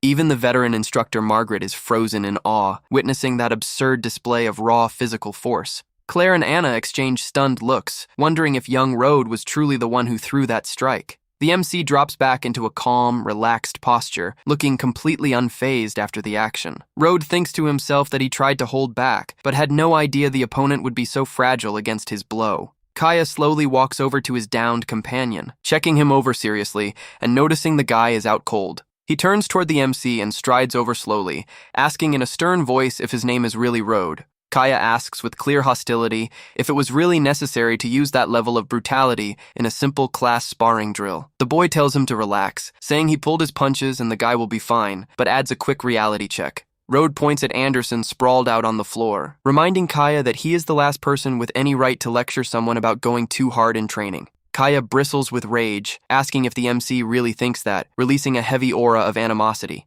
Anna panics, screaming to Claire that Rode just picked a fight with the absolute worst opponent and is definitely going to get crushed. The other students start whispering nervously, seeing Kaya's fury, surprised that a supposed slacker dares square up against him. Eleanor covers her face with concern, but deep down she is quietly praying that Rode doesn't end up putting his rival in the hospital. Margaret smirks to herself, thinking the boy needs to put on a real show if he wants to secure the tear of the departed. Kaya begins pooling all his physical strength into his fists, gearing up to deliver a devastating strike. The students recognize the stance, whispering that Kaya is about to unleash his secret combat art, which rivals actual magic in destructive output. The young soldier shoots forward at blinding speed, throwing a heavy punch backed by his legendary physical combat style. His speed is so absurd that spectators wonder if it is even possible for a human to move that fast without using body reinforcement magic. Seeing Rode standing completely still, Kaya assumes the boy froze in pure terror, arrogantly claiming this is the end for him. The students squeeze their eyes shut in fear, watching the mystic punch close in inches away from the boy's face. Rode casually raises his left hand and catches Kaya's punch cold without budging an inch. Kaya is totally dumbfounded, thinking in sheer shock that his strike can shatter solid boulders, yet it got stopped effortlessly. The boy quickly redirects his rival's fist to the side, effortlessly neutralizing his raw momentum with masterclass technique. Refusing to accept reality, Kaya recalls his years of brutal training with his brother, swearing he won't lose to a failure. Rode asks sarcastically if this is the level of force he brings to a casual drill, noting that Anderson would have been bedridden for months. A few students still try to make excuses for Kaya, claiming he held back his full strength to avoid hurting his opponent. Tuning out the foolish chatter around him, Kaya gathers even more dark mana to prepare another heavy onslaught. He lets out a furious roar and charges back in with his rapid punch technique, the chain fist, aiming to overwhelm the MC. Kaya throws a relentless barrage of ultra-fast strikes at his target, trying to exploit any possible opening in his defense. Rode slips past every single punch with zero effort, concluding that since Kaya is tough, he doesn't need to hold back his damage as much. He clenches his own fist, concentrating a dense surge of blue magical energy to execute his counterattack. The impact of Rode's punch is so massive that it unleashes a gale of wind, launching Kaya violently backward through the air. The young Necromancer checks out his opponent, wondering if he should turn up the heat on his strikes just a tiny bit more. The naive students keep cheering and shouting for Kaya, mistakenly believing he is the one dominating the exchange. Unbothered by the noise and the clueless cheers from the crowd, Rode takes a solid step forward on the arena's wooden floor. He brushes the dust off his uniform with total indifference, taunting his opponent by asking if that is really all he has got. Kaya trembles with dread, realizing his opponent took 0 damage and doesn't have a single scratch after taking one of his strongest moves. The boy remarks with an icy gaze that since his opponent got to throw so many punches, it is finally his turn to return the favor. Eleanor covers her eyes once again, knowing all too well what happens to any poor soul who challenges her master's terrifying might. The young man sighs over having to draw so much attention, but reminds himself he needs this to claim the tear of the departed from Margaret. He drops into his final combat stance, and the sheer pressure radiating from his frame makes the surrounding air begin to vibrate. A punch cloaked in roaring spiritual energy surges forward relentlessly toward Kaya to settle the duel once and for all. Kaya stands frozen in complete shock and terror, staring at the colossal strike barreling straight down on him. The impact of the mystic punch triggers a burst of spiritual light that swallows Kaya right in the center of the ring. Kaya is launched violently through the air, crashing hard against the wooden floorboards of the arena. He lies unconscious on the floor, eyes rolled back with blood trickling down his face after the humiliating defeat. Anna is left utterly speechless, unable to believe the guy everyone wrote off as useless just completely dismantled Kaya. Claire realizes with complete seriousness that Rode's performance at the tavern the other night was definitely not a fluke. Several students scramble into the ring to help Kaya, yelling angrily at Rode and demanding why he went so hard in a routine drill. They argue that Kaya didn't seriously hurt him, accusing Rode of trying to humiliate him and insisting Kaya would never lose in a real fight. The crowd demands an immediate apology from Rode, throwing insults that he has no decency, and that is why his own family kicked him out. The young man thinks to himself that in his past life, he would have already unleashed his undead legion to slaughter all these fools. Suddenly, Eleanor Ashblade steps forward and shouts with commanding authority for everyone to shut their mouths. Road looks over, slightly surprised by the young noble's sudden decision to defend him so boldly and directly. Eleanor asks with fury who they think they are to disrespect young Master Road Morris like that. She points out what would have happened if Kaya's strikes had connected with anyone else, calling them weaklings who only know how to make fools of themselves. The entire class falls dead silent and baffled, completely unable to grasp why a high-status noble like Eleanor is sticking up for Road. Eleanor firmly grabs the MC's hand with warmth, quietly saying his name and showing him her unwavering support right there. She tells Road they should get out of here, advising him not to waste his time on shallow, insignificant people like the ones in this room. The two walk out together toward the arena exit, leaving the entire crowd of students standing in stunned silence. Anderson, still nursing his bruised jaw in the corner, grinds his teeth in pure rage, watching Road walk away, hissing his rival's name with venom. Standing by the exit door, Instructor Margaret watches the entire scene play out with a sharp, calculating look. Margaret smirks with satisfaction, having confirmed her suspicions, and decides the young man deserves an introduction to the mysterious magic professor. Later on in a lavish academy hall, Road asks if the girl is totally sure it was fine for her to take a stand like that. The young man points out that the Ashblade family maintains good ties with Kaya's allies, asking if that won't stir up political headaches for her. Eleanor lets out a scoff, laughing as she guarantees she never liked Kaya or his pretentious family anyway. She states that the Ashblades stand with him now, adding that if the MC wants, they will gladly sever all ties with those rivals. Road looks at her thoughtfully, asking once more if making such a drastic move won't lead to complications down the line. The girl assures him everything is fine, explaining that thanks to his cure, her grandfather is back at full strength and they fear zero political backlash. Road takes the opening to ask her family for a favor, pulling a dark stone from his pocket and startling Eleanor with its sinister aura. The young man warns that someone is cooking up a scheme using dark energy and asks her to keep tabs on it, receiving the full backing of House Ashblade. Meanwhile, in Kaya's dimly lit room, the defeated noble sits alone covered in bandages, consumed by sheer frustration and agony. The young man contacts his brother through a magic talisman, and the voice on the other end asks what happened to make him call for backup. Kaya vents with fury that the trash from the Morris family humiliated and crushed him mercilessly right in front of Lady Eleanor Ashblade. He adds that the girl seems extremely close with the guy, stressing that their proud family cannot let this kind of disrespect slide. The older brother listens to his younger sibling's rant with cold anger, replying that he understands the whole picture now. He lets his little brother know that the elite assassin Mr. Rennie will be passing through the region soon, promising to send him on a special hit. Kaya asks with wide eyes if his brother is talking about the assassin known across the entire empire as the Dire Wolf, receiving a firm confirmation. Kaya breaks into a sadistic grin, celebrating that with Rennie on the job, the brat Road Morris will definitely disappear without a trace. Back in the quiet halls of the academy, Road returns to Professor Margaret's office to hold up his end of the bargain. He knocks gently on the door and steps inside, announcing his arrival to Professor Margaret, who is standing thoughtfully by the large window. She admits she was thoroughly impressed by his combat performance, privately thinking the boy was definitely the one who took down the reanimated knight. The young man offers a modest smile, replying that he only gave it his all because of the promise to secure the coveted tear of the departed. She reveals that the sought-after artifact belongs to a senior professor at the academy, asking him to follow her so they can meet him in person. She gives him a heads up that the man has a quirky personality and a short fuse, warning the MC to be ready for it.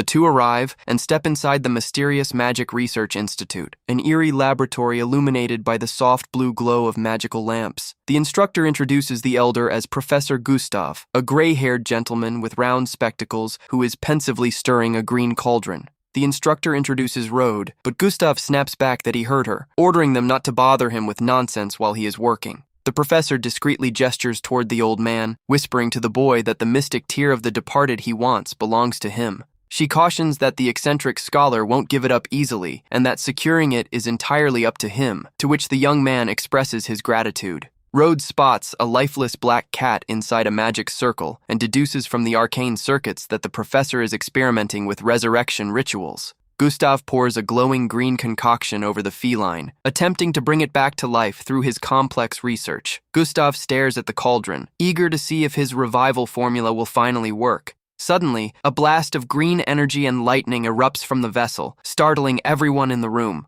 Margaret screams in fear for the professor, covering her face to shield herself from the incoming shockwave. The old man grumbles in frustration about failing once again, since the ancient scriptures claimed that life essence would stabilize the soul. Margaret thinks to herself that the old man is completely obsessed with high-tier revival magic, yet has made zero real progress. Rode concludes that the understanding of souls in this realm is far too shallow, as a necromancer has never emerged here before. The old man gazes at the flask of glowing liquid, wondering if he used too low of a dosage. He pours the rest of the liquid over the motionless feline, questioning if a lack of life essence caused the failure. Another powerful blast of greenish energy shatters the large glass windows of the laboratory. Rode thinks to himself that using life essence on a departed soul is foolish, as the two cancel each other out, proving the professor has it all backward. Gustav flies into a rage over failing again, despite following the text to the letter, shouting in utter disbelief over where he went wrong. Rode speaks up and suggests to the old man that he should probably stop relying on potions overflowing with life essence.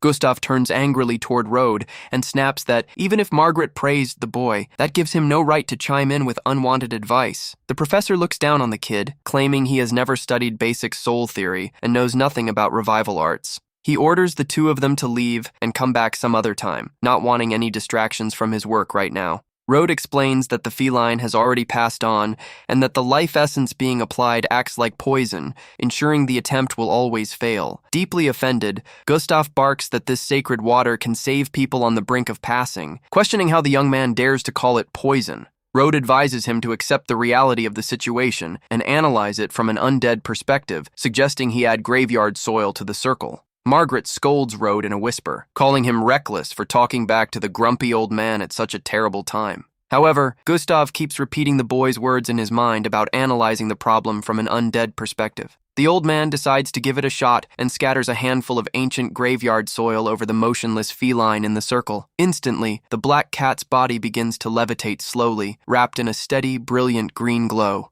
Thrilled, the professor stammers, wondering if he is finally on the verge of success. Margaret watches the scene in absolute fascination, while Rode stands quietly in the background, observing with total composure. Rode reflects that revival only works if the passing happened recently, but this creature's soul has long since scattered. He decides to tap into his own necromancy powers, fully aware that only he can make the ritual succeed. Rode channels his arcane power and mentally commands, as sovereign of the departed, for the wandering soul to return. The two mystical energies merge around the levitating animal, sparking a dazzling reaction that lights up the entire hall. All of a sudden, the little black cat opens its eyes, revealing a vibrant green hue as its soul is firmly anchored back in place. The feline lets out a soft meow and steps back into the land of the living, though Rode notes that this summoned soul will only last up to 7 days. Both Professor Margaret and Professor Gustav stand frozen in absolute shock at the sight of the living cat before them. Gustav rushes over to the boy, grabs him by the shoulders, and excitedly asks for his name and where on earth he learned such incredible theory. Margaret beams with pride and reintroduces the young man as Rode Morris, the brilliant student she had mentioned before. The elder praises Rode enthusiastically, claiming the kid shattered conventional mage doctrine and calling him an absolute genius. Margaret is astonished to see the notoriously strict magic professor holding the young man in such high esteem. Gustav asks to hear more of his theories, and Rode humbly replies that he simply looks at the undead from a different angle. The professor finally remembers Margaret mentioning that the young man's main goal was to acquire the mystical tear of the fallen. The old man pulls the priceless relic from his pocket and presents it, glowing softly before the sharp, focused gaze of the young Proto. He dangles the mystical artifact in the air and offers to hand it over, provided the young man agrees to one special condition. The professor reveals that he wants him as his research assistant, placing the small box containing the blue pendant into Rode's hands. He promises to supply even rarer materials if he takes the position, declaring that together they will rewrite magical history. Rode realizes that scoring rare materials for free through the professor will be a massive advantage for his future plans. Margaret complains about him taking a rookie as an assistant, but Gustav tells her to be quiet, claiming she wouldn't recognize true genius if it hit her. The instructor gets annoyed by his rudeness and mutters under her breath about just how stubborn the old man can be. Brushing aside their little bickering, Rode accepts the offer and states that it will be an absolute honor to work alongside the professor. He thinks to himself that holding an official title and gaining access to a private academy lab will make his necromancy plans a breeze. The elder hands a luxurious golden key over to Rode, assuring him that he can use the laboratory facilities whenever he pleases. Gustav announces that this key also serves as proof that, from this day forward, Rode Morris is his chief assistant. Margaret sighs in bewilderment upon realizing her student just became the professor's assistant, making them technically colleagues now. 2 days after that massive surprise at the academy, the scene shifts to the Crystal Tavern beneath the starry night sky. Inside the upscale tavern, young Kaya sips his red wine while impatiently waiting for his guest. The attendant steps in to announce that the awaited guest has arrived, and Kaya orders him to be sent right in. The door swings open to reveal the silhouette of a towering figure stepping slowly into the private room where Kaya waits. The man reveals himself as the elite hitman Rennie, taking a drag from his cigarette with a look of utter disdain. Kaya stands up enthusiastically to greet him, welcoming him warmly and mentioning he has heard countless tales of his fame as the legendary direwolf. Rennie ignores the flattering remarks and clarifies that he only came all this way for his brother, telling the kid to get straight to the point. Kaya swallows hard, irritated by Rennie's blatant disrespect, but holds his temper to avoid ruining the deal. Kaya hands over a pouch containing the advance payment, along with the target's profile, promising an extra 3,000 gold coins upon completion. Kaya reveals that the target is Rode Morris, describing him as worthless trash from a ruined household who attends the Magic Academy. Rennie bursts into laughter upon discovering that an heir to a prominent clan hired him just to take care of a broke, nobody student. The mercenary warns Kaya that he has no time for childish games and that someone so insignificant is hardly worth his effort. Kaya nervously explains that Rode managed to get close to the Ashblade heiress, emphasizing that this mission comes directly from his brother. Upon hearing the Ashblade name, Rennie narrows his eyes with genuine interest, remarking that the pieces are finally falling into place. He accepts the contract since it comes from Kaya's brother, but demands 5,000 gold coins as the final payout for the elimination. Kaya agrees to the new sum with an unsettled look, stating he will pay whatever it takes as long as Rode is taken out for good. Kaya asks for a clean job with no ties back to his household, and the operative reassures him that true professionals never expose their clients. He flashes a wicked grin, confidently promising that, regardless of the target, he never misses. Kaya fumes internally, thinking that since Rode humiliated him right in front of Eleanor and the entire school, tonight will be the last night of his life. Later that evening, the hitman waits perched atop the roof of a nearby building. Wearing a chilling red mask that conceals half his face, he mentally goes over every detail of his target's daily routine. He spots the quiet alley below, recalling from Kaya's intel that young Rode Morris takes this exact path every single day. Rennie catches sight of the young man strolling down the empty alley and smirks beneath his mask, already celebrating his easy 5,000 gold coins. Rode walks along, reflecting on how Professor Gustav takes up so much of his research time, preventing him from using the Tear of the Fallen on his servant. Suddenly, the young man stops in his tracks as he senses a presence, realizing things are about to get troublesome. Rode pinpoints the stalker through his poorly masked hostile intent, concluding from his aura that he is even stronger than Instructor Margaret. In an instant, the operative leaps from the rooftop, unleashing a lethal, glowing red slash straight toward the young man's head in the alley. Rode dodges effortlessly, wondering if this attacker is behind the monster summoning circle he destroyed back in the Mystic Forest. He decides to set assumptions aside, stretching lightly as he prepares to ask his foe for the truth face to face. Rennie draws his sharp dagger crackling with electricity and taunts the kid, remarking that he picked a lovely place to meet his end. The Proto responds to the provocation with nothing more than an icy, intimidating, and deadpan stare. Rennie finds the young man's calm demeanor strange, feeling unnerved by the chilling composure radiating from those blue eyes. Annoyed by the kid's audacity, the operative lunges with full force for the finishing blow, shouting that young Morris is already finished. He unleashes his signature shadow step technique, landing a flurry of swift slashes in the dim alleyway light. A heavy clang rings through the dark alley, immediately followed by the sound of dripping liquid echoing across the silent cobblestones. Rode halts the blade with his mana-reinforced hand, demanding in a terrifying tone to know who sent him.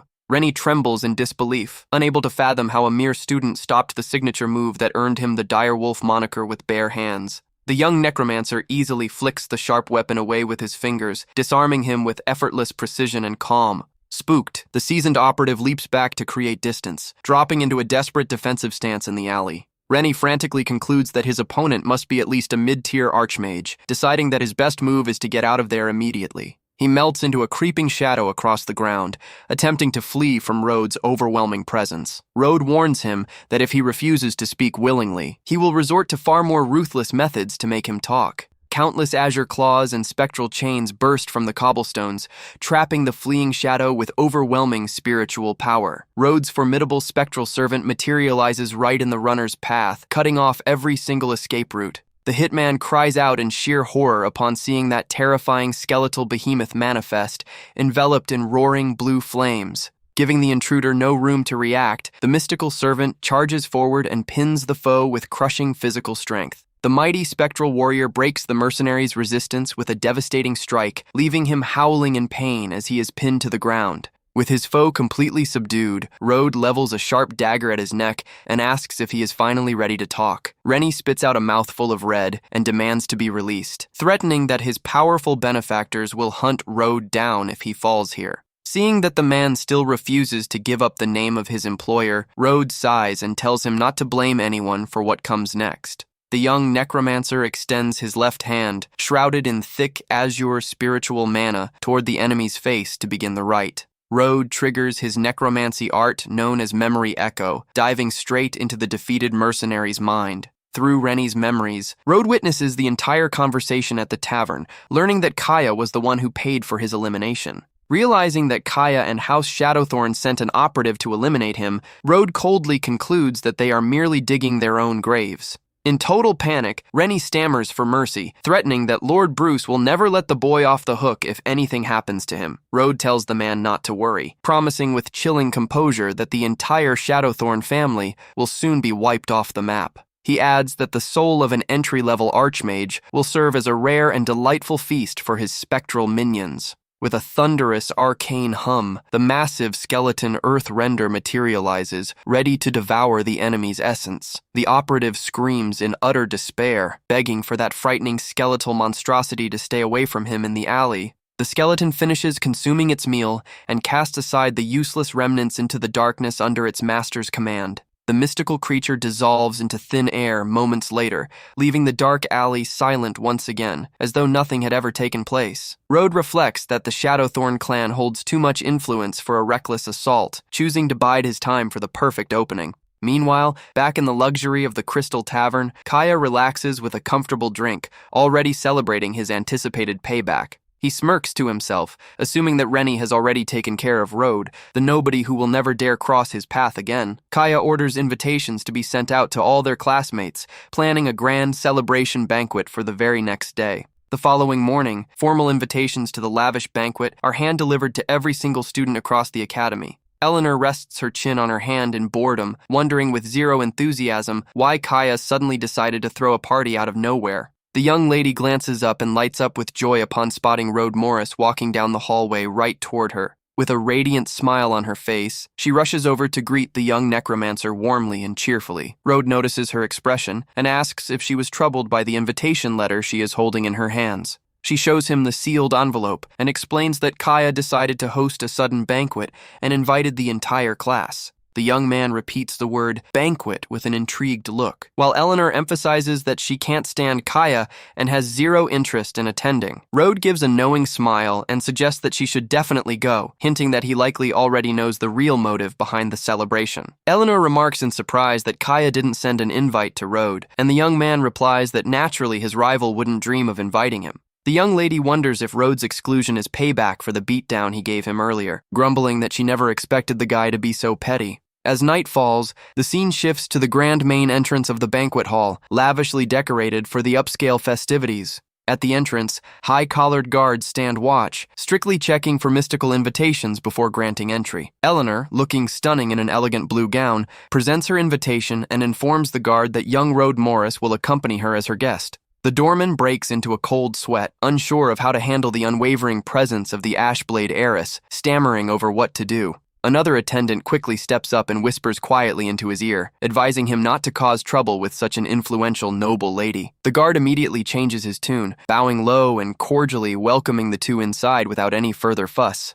Road thanks the young lady for getting him in, and Eleanor smiles as she apologizes for the minor inconvenience at the door. One of the massive double wooden doors of the banquet hall stands slightly ajar, showcasing the warm golden glow inside. While adjusting his outfit in the mirror, Kaya asks if the operative Rennie has checked in yet, to which the butler nervously replies that he has been missing since yesterday. The servant asks with concern if there is any possibility that the seasoned mercenary failed his lethal assignment. Kaya snaps at him to shut up, barking that an elite assassin like the dire wolf would never make such an amateur mistake against a mere punk. He orders the staff to prepare the pouch containing the final gold payout, utterly convinced that the operative will return at any second. The celebration carries on with glitz and glamour, with dozens of young nobles laughing and raising their glasses amid the hall's golden decor. Kaya gloats internally that with Rode out of the picture, no one can stop his marriage to Eleanor, handing House Shadowthorn total military control over the northern territories. Claire and Anna chat in the middle of the ballroom, wondering what incredible event could have prompted Kaya to throw such an extravagant party so suddenly.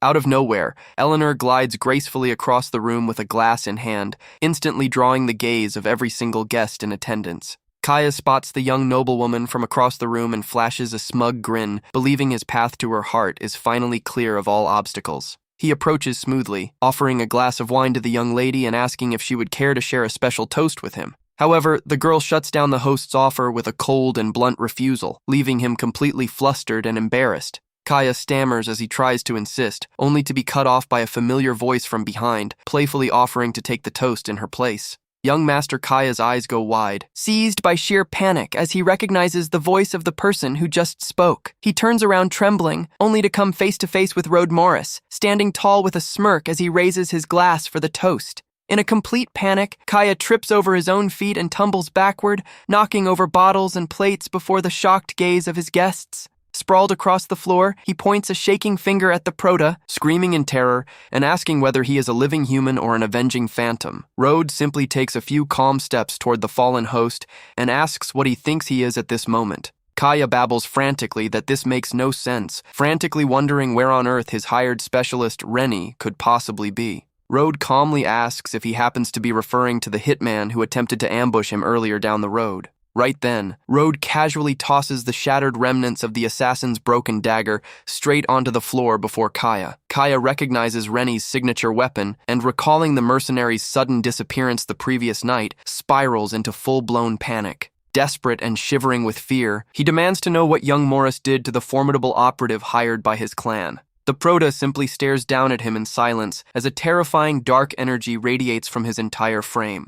Eleanor catches the name and remembers that the infamous mercenary known as the Dire Wolf goes by that very alias. She confronts Kaya with a stern look, demanding an immediate explanation regarding his ties to a dangerous criminal of that caliber. Kaya stammers defensively in a hurry, frantically claiming that the whole thing is just a colossal misunderstanding. The young lady scoffs at the excuse, stating she isn't foolish enough to believe he didn't hire the hitman to take Rode out behind everyone's backs. Kaya begs desperately for her to listen, reaching out toward the Prota as he scrambles to justify his sinister actions. Disgusted by the boy's antics, Eleanor cuts him off with a shout, telling him to save his pathetic excuses. She makes it clear she has no interest in apologies, putting together that this surprise party was thrown solely to celebrate the supposed demise of her friend. She reveals that she has already spoken with her grandfather, formally announcing that, effective immediately, all ties between their families are severed. Kaya grits his teeth in pure rage at losing the political alliance of a lifetime, inwardly cursing Rode as an insufferable nuisance.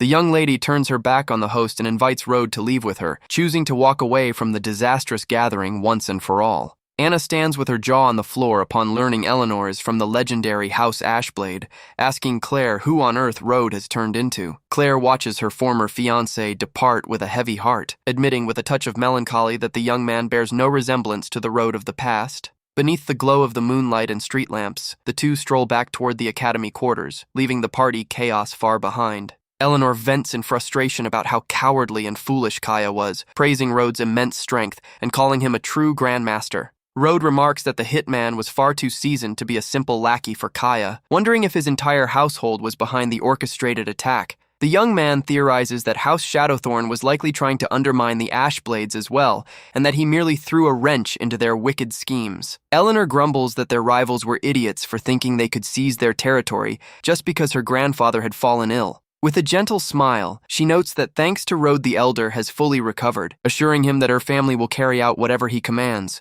Rode listens to the Pledge of Allegiance with a sharp gaze, thoughtfully replying that since things have turned out this way, With his eyes blazing in azure flames, the young man coldly orders for House Shadowthorn to be wiped off the map. The scene cuts rapidly to the sprawling, opulent main estate belonging to the wealthy and influential noble house of Shadowthorn.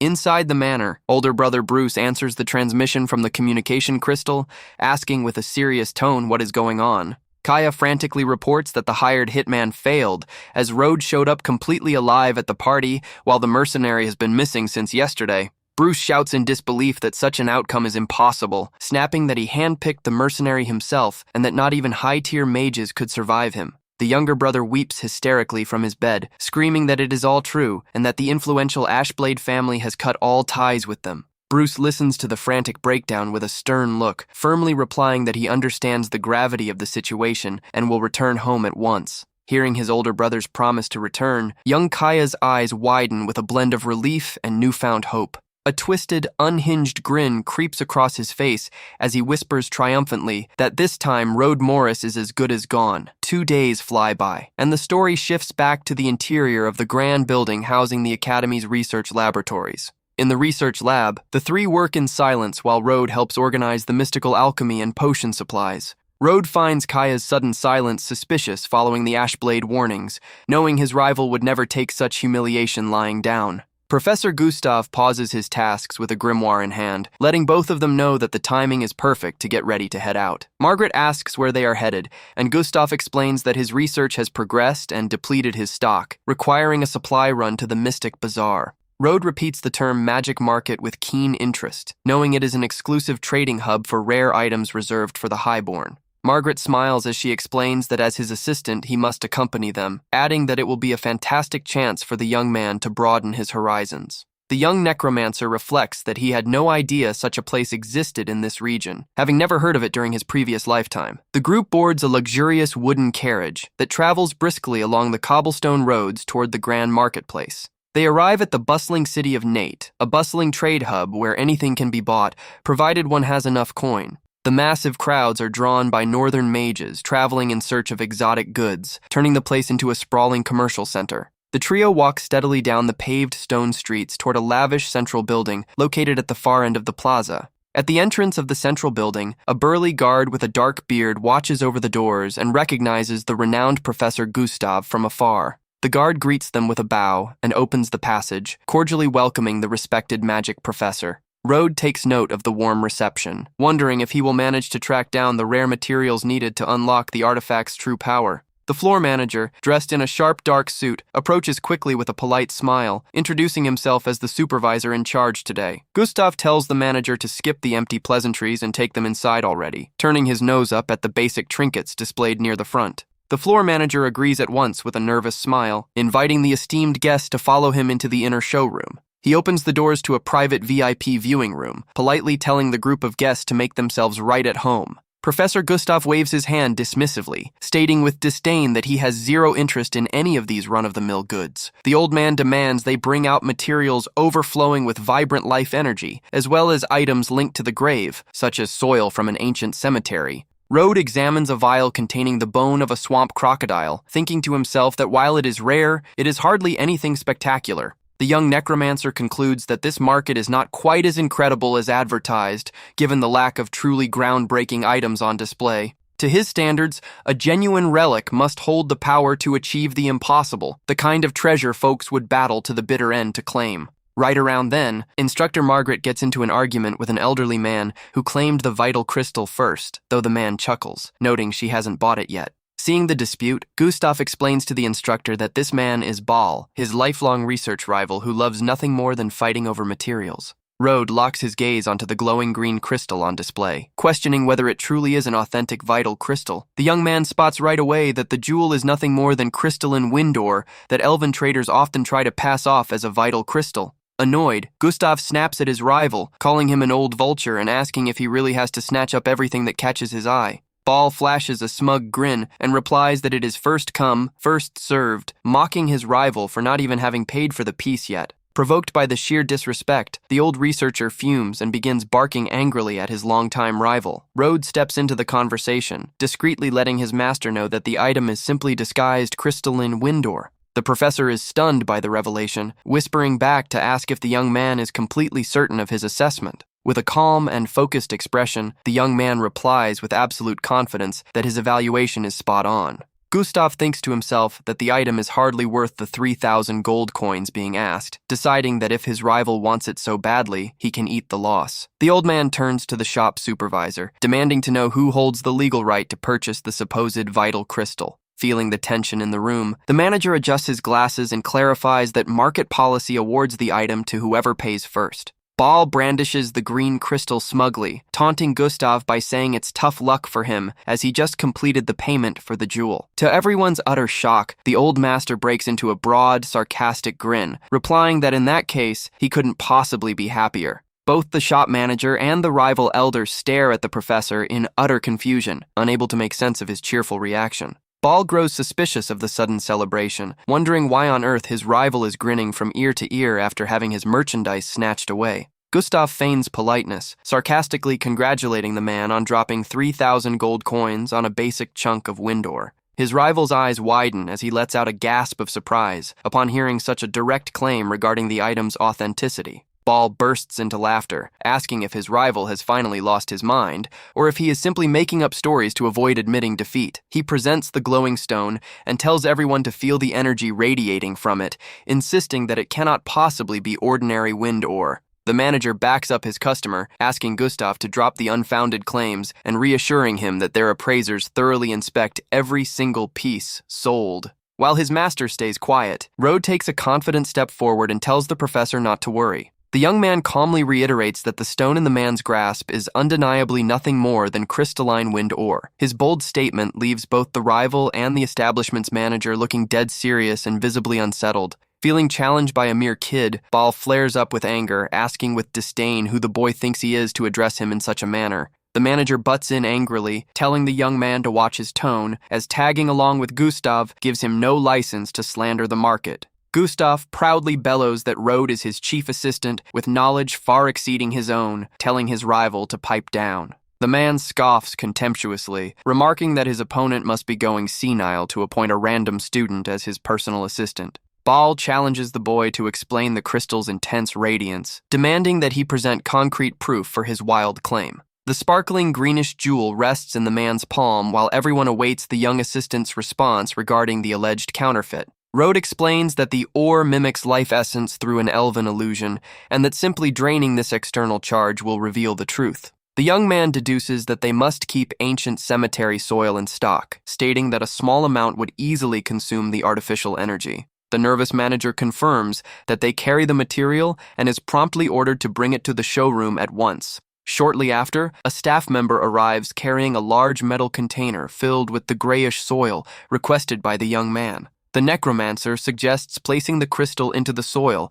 to uncover the truth within 1 minute, daring his rival to put the piece to the test. Ball angrily accepts the challenge, warning that if the stone turns out to be real, Gustav and his genius assistant will have to apologize to him in public. The man tosses the glowing greenish crystal straight onto the mound of ancient graveyard soil to kick off the test. Immediately upon contact, a dense, glowing green mist begins pouring from the vessel, filling the entire upscale room. The elderly rival lets out a triumphant laugh, pointing out that the ongoing green glow proves the vital aura remains exceptionally strong. Watching the stone's unexpected reaction, Professor Gustav begins breaking into a cold sweat over the outcome of the test. Margaret also watches the situation with immense dread, noticing that the radiance of the supposed vital crystal hasn't diminished in the slightest. The instructor whispers worriedly, asking if Rode is completely sure about this, reminding him that Gustav's pride is on the line, and a mistake would cause total humiliation. Rode tells the professor to keep his cool, reassuring him that the truth will reveal itself in about 10 seconds. Ball chuckles mockingly at everyone present, claiming that not even elves could forge wind ore with life essence of this caliber. The shop manager adjusts his glasses in shock as the stone begins shifting colors, gasping in confusion over what is happening.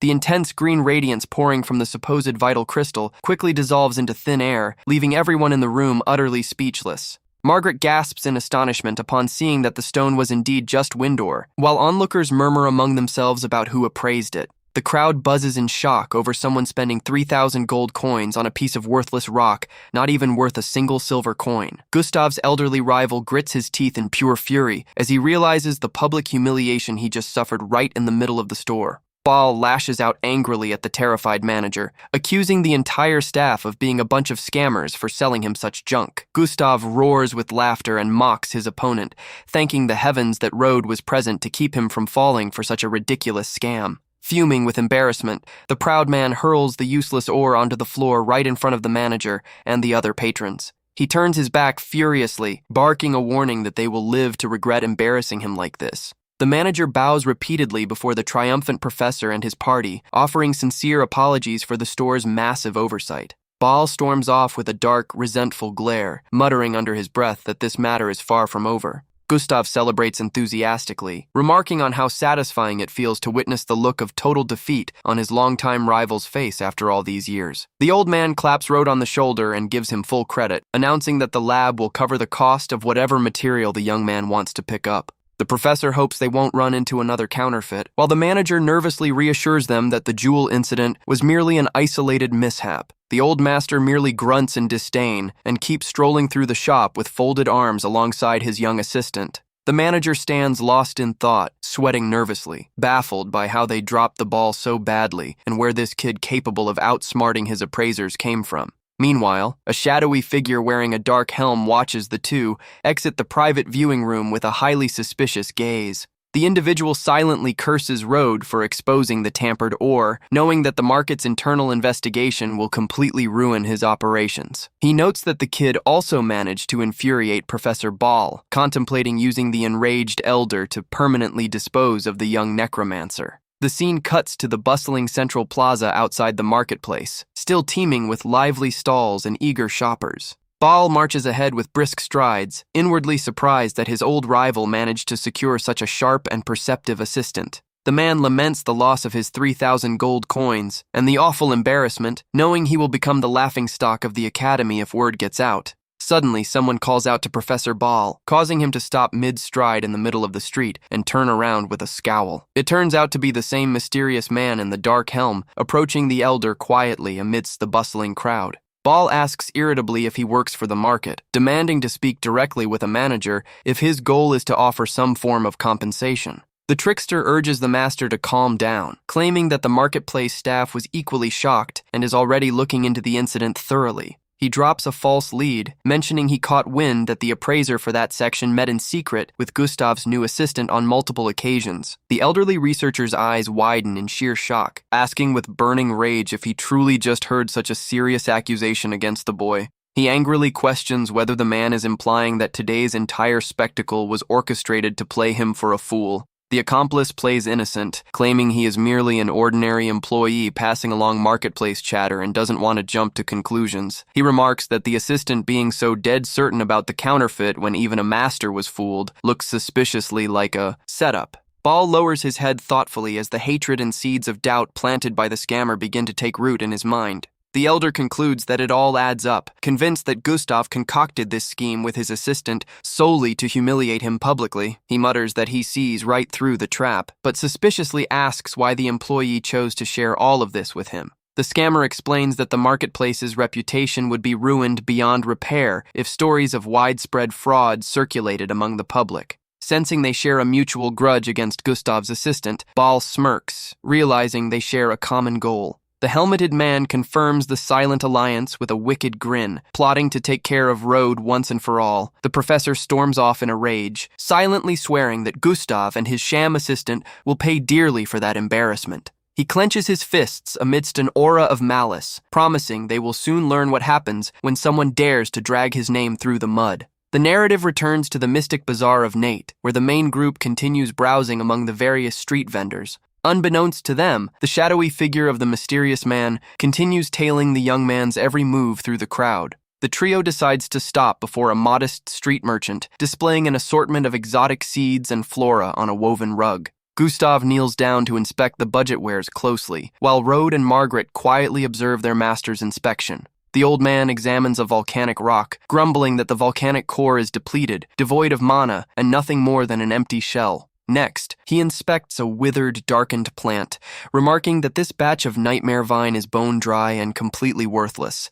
Rode begins to think they won't find anything worthwhile today to aid his master's magical research. Suddenly, the young man pauses as he picks up a mysterious vibration radiating from a nearby surge of vital magical energy. He locks his eyes onto a reddish stone and recognizes it as bloodwood, an extraordinary material that only forms under extreme elemental fluctuations. He notices that despite appearing fossilized by the passage of time, the wood holds a massive concentration of life essence, perfect for stabilizing souls in research. All at once, the young man spots another intriguing piece on the rug and lets out a soft murmur of surprise. He notices a decorative staff or ornament fashioned from a dark skull, topped with an embedded purple gemstone. The young man spots a fragment of nether ore concealed within the bone, its presence masked, and knows it will significantly boost his necromancy. Playing completely indifferent, Rode picks up the stones and asks the vendor for the price, claiming he just needs them to prop up wobbly lab tables. The merchant smiles and explains that the items were pulled from abandoned northern tombs, and that the appraiser deemed them to be ordinary hard rocks.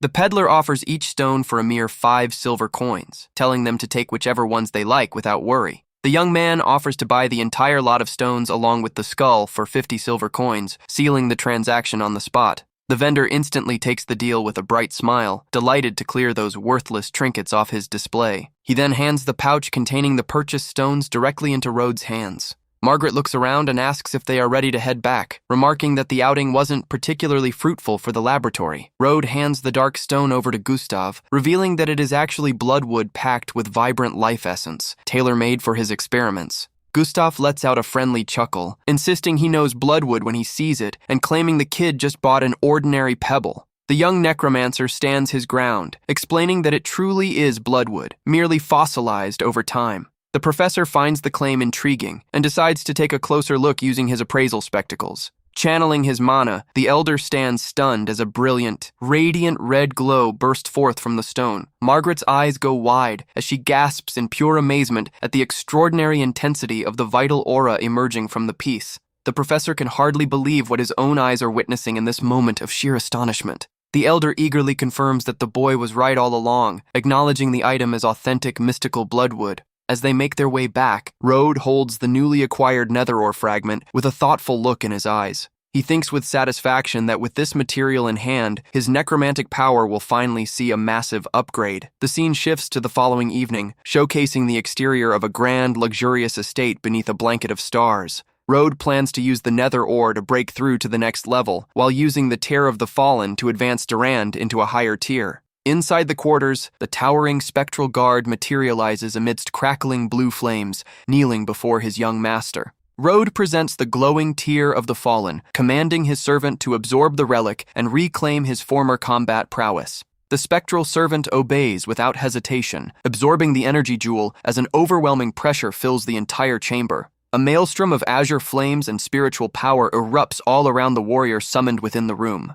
The surging torrent of magic sweeps through the entire chamber, giving rise to a roaring vortex of necromantic might. The servant's ancient armor begins to fracture and reconstruct itself, unleashing an even more destructive aura into the room. The glow reaches its peak in a burst of spiritual light, illuminating every corner of Rhode's quarters. The servant emerges transformed into a far more imposing, massive, and formidable form than ever before. Rode surveys the outcome with satisfaction, praising the impressive look of his bone lord and approving his breakthrough to the advanced rank. The young man takes hold of the purple nether ore gem, reminding himself that now it is his turn to level up. He crushes the mystical ore between his fingers, releasing all the pent-up energy at once for immediate absorption. A surge of lightning and violet energy completely envelops the young necromancer's frame. Channeling the power of the fragment, he reflects that between Durand's evolution and the stone's energy, his overall strength has skyrocketed. The young man flashes a focused smirk, realizing he has smoothly attained the rank of novice mage. He reasons that with his upgraded power tier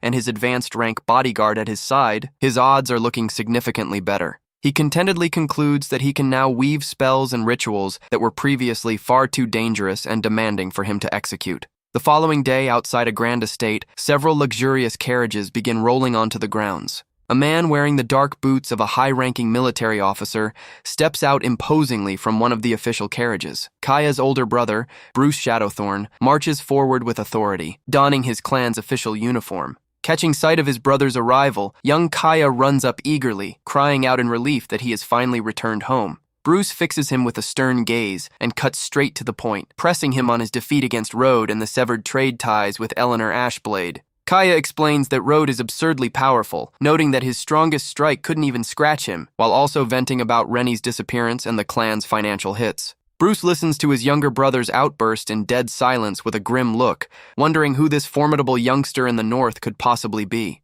The officer tightens his dark, leather-gloved fists, declaring that the boy's identity makes no difference to him. He maintains that their rival must be taken out for disrupting their plans, assuring that the entire Northern Territory will belong to their noble house regardless. The commander calls out authoritatively for his associate named Lex, who steps out from the shadows in immediate response to the summon. The man reveals himself to be a high-tier, elite specialist operative, prepared to receive his next covert elimination mission. Bruce boasts that Lex stands at the pinnacle of the specialist mage rank and carries the Azure Blessing, having even hunted down an ice giant single-handedly in the past. The operative Lex bows slightly, greeting young Kaya with a cold and strictly professional demeanor. Kaya is overcome with dread as he feels the immense pressure in the air, recognizing that Lex operates on an entirely different level compared to Rennie. Lex demands the target's dossier, stating that while his junior training partner Rennie was nothing extraordinary, he fully intends to avenge his fall. The younger brother grins in immense relief at his resolve, assuring him that all the necessary intel for the contract is already laid out.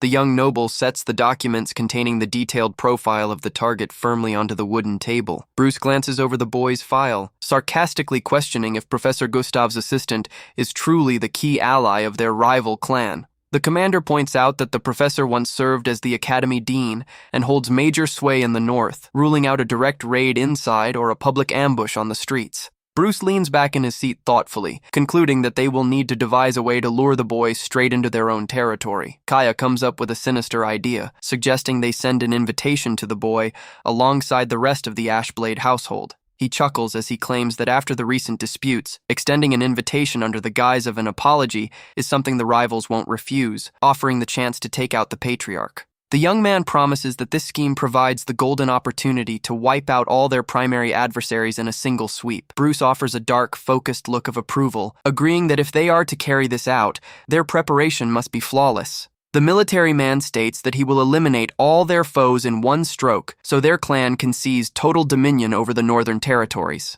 The story skips ahead, showcasing the sprawling, majestic estate belonging to the influential Ashblade family. Eleanor walks over to her grandfather with curiosity upon noticing him reviewing a formal mystical document tied with a decorative ribbon. The seasoned elder explains that young Kaya delivered a letter of apology, offering 20% of his clan's business holdings as restitution for everything. Eleanor dismisses the proposal in disgust, asserting that a two-faced snake like Kaya would never offer a sincere apology and that this is clearly a setup. The elder rests his hand silently on the wooden desk, taking a moment to carefully weigh the true intent behind the letter. He agrees that the offer is merely bait for a trap, directing his granddaughter to seek Rhodes' counsel on how they should proceed. The young lady accepts the patriarch's order with determination, set on finding out what strategy their young ally will formulate for the occasion. Eleanor meets up with the Prota and fills him in on the entire development, asking about the suspicious invitation and the 20% stake offer.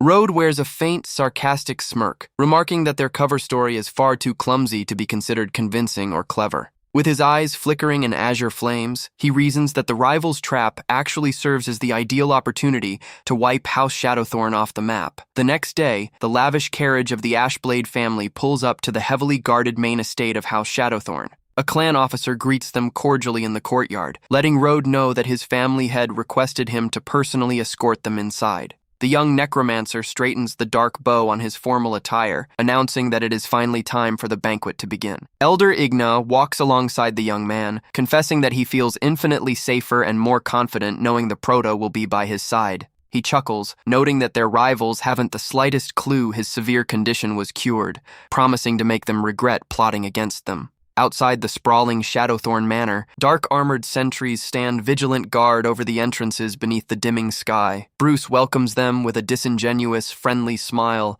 offering a public apology for all the foolish mistakes his younger brother made over the past few days. He bows in apparent deference before the guests, though inwardly he is ruthlessly plotting to eliminate them all so he can have the last laugh. The host gloats silently that no one will leave this place alive once ensnared by the spell-canceling field and the lethal blade of Operative Lex. Kaya trails behind the party with wicked thoughts, plotting to subjugate Eleanor and carve Road up for the stray hounds. Road picks up on the hostile energy trailing them, wondering with disdain if his blonde rival is truly in such a hurry to meet his end. The guests are led into a grand hall, illuminated by sparkling crystal chandeliers and centered around a long banquet table. Bruce apologizes on behalf of his clan for his little brother's missteps, raising his wine glass in hopes that they can make peace. The host invites everyone to take their seats as the attendants prepare to serve the food and drinks. Rhodes scans the room and immediately detects 7 concealed mystical nodes, forming an anti-magic boundary, finding their brazen scheme rather amusing.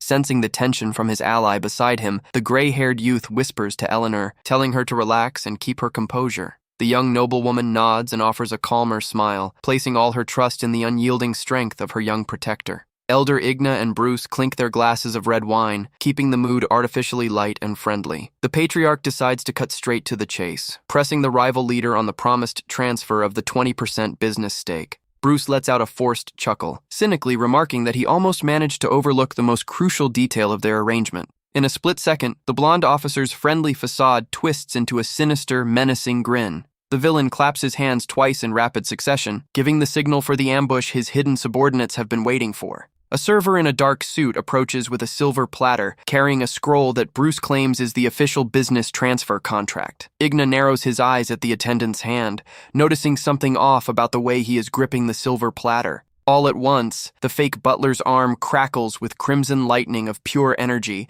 as he lunges forward in a swift, devastating strike. The man reveals himself as the disguised Operative Lex, shouting that this marks their final judgment and ordering the Elder to perish. The Operative Lex charges in to deliver a fatal strike straight toward Elder Igna. A thunderous crash echoes through the hall as their opposing powers collide head-on. Lex stumbles back in utter shock, unable to comprehend how his strike managed to ricochet off. Igna Ashblade rises to his feet, enveloped in a radiant, formidable golden aura. Bruce's eyes go wide upon feeling the Patriarch's power sitting at the pinnacle of the specialist mage rank, baffled by how he managed to recover. Igna lets out a laugh, revealing that a Grandmaster not only healed him, but made him even stronger, remarking that his rivals have finally shown their true colors. Bruce snaps in fury that there is no turning back now, ordering Lex to attack alongside him to take everyone down at once. Bruce and Lex burst forward in tandem at high speed to strike at the guests. Igna flashes a smile, daring the young men to come at him with everything they have. He braces for battle, gathering his golden mana to face the incoming attackers. Suddenly, the massive purple magic circle etched across the ceiling and floor begins glowing with blinding intensity. The Elder's eyes widen as he feels his strength draining away, realizing that the boundary nullifies magical energy. He tries to activate his techniques, only to find that his mana flow has been completely suppressed by the circle. Bruce laughs, gloating that he spent a fortune setting up the barrier, commanding the Elder to fall so his family's wealth can be claimed. Seeing her grandfather rendered defenseless and stripped of his magic, Eleanor cries out in sheer panic. Bruce aims a strike at the Elder, but Igna manages to slip away, leaving the man visibly frustrated. The Patriarch tries to hold the enemies off, ordering his granddaughter to flee the hall immediately with Road. Eleanor draws her blade with trembling hands, steadfastly refusing to leave her grandfather behind. The girl weeps, begging Road to run and save himself, stating she would rather go down fighting beside her grandfather. Road calmly steps forward and tells Eleanor to step aside, leaving the girl utterly bewildered. She pleads with him to run, reminding him that not even a Grandmaster can cast spells within this nullifying field. While his adversaries glare at him with pure hostility, Road simply watches them with total composure. Lex charges at the Proto at breakneck speed to deliver a decisive, lethal slash. He grins wildly, shouting that he will finally avenge the fall of his training partner, Rennie. A heavy, echoing clang of clashing metal reverberates across the banquet hall. Lex stumbles back with wide eyes, stunned that a mere kid managed to block his assault. The operative shivers as a towering spectral warrior clad in dark armor manifests right behind Road. The servant Durand locks his glowing eyes onto Lex, commanding him to fall immediately. Lex panics upon realizing the kid is impossibly fast, surpassing even him, an elite specialist, knowing he won't be able to dodge the incoming blow. Right then, the servant Durand appears in a flash, unleashing a devastating greatsword slash that cleaves through the air. The force of the blow sends a massive shockwave across the hall, scattering the wounded foe's crimson across the floor. Road glances back with a bored expression, mildly confused as to why his opponent is still breathing. Lex bleeds heavily, realizing with immense frustration that he is forced to play his trump card right after taking the enemy's very first blow. Coughing up red, the operative acknowledges that the strike nearly took his life, and that he would be gone already if not for his sacred blessing. Bruce watches the scene in terror, screaming that this makes no sense as he stares at the colossal entity summoned by the youngster. He spirals into panic because no caster below Archmage level should be capable of wielding magic inside the field, baffled by how the kid pulled it off. Rhodes simply smirks with mock pity, replying that he would never stoop to using something as basic as a standard summon. He adds that the anti-magic circle his rivals take such immense pride in holds zero influence over him. Violet chains hover all around the Proto as a dense blue energy wraps around his frame, flooding the entire room. The Necromancer then reveals that the craft he commands is a forbidden art foreign to this world. The sheer presence of Rode and his towering warrior leaves their foes frozen in sheer terror in the center of the hall. Shaken, Kaya asks what he means by forbidden art and whether it was truly the youngster who brought that beast into being. Lex tears away his garments to expose his frame, shouting that they won't fool him and swearing to take them down regardless. Infuriated, Bruce rushes toward Rode, calling for the operative to strike alongside him with everything they have. Bruce gathers his energy and winds up a crushing blow, unleashing his signature technique in an attempt to obliterate his foe. He grins with confidence, convinced he will shatter the adversary's guard with that mana-infused punch. However, the strike slams right into Durand's guard, producing a loud metallic ring that completely stops the attack in its tracks. His fist remains firmly halted against the Spirit Guardian's defense, without leaving behind even a scratch. Bruce's eyes widen in sheer disbelief, unable to fathom how his strongest offensive move was neutralized with such ease. Suddenly, a plume of crimson mist bursts around them as the operative attempts to maneuver rapidly through the shadows. Witnessing Rhodes' immense power, Eleanor trembles in awe, realizing her limbs are frozen in place. The foe reemerges transformed into a shadowy crimson beast, roaring that he will avenge the fall of his training partner, Rennie. Rhodes simply watches the flanking attack approach without showing a single trace of worry or fear.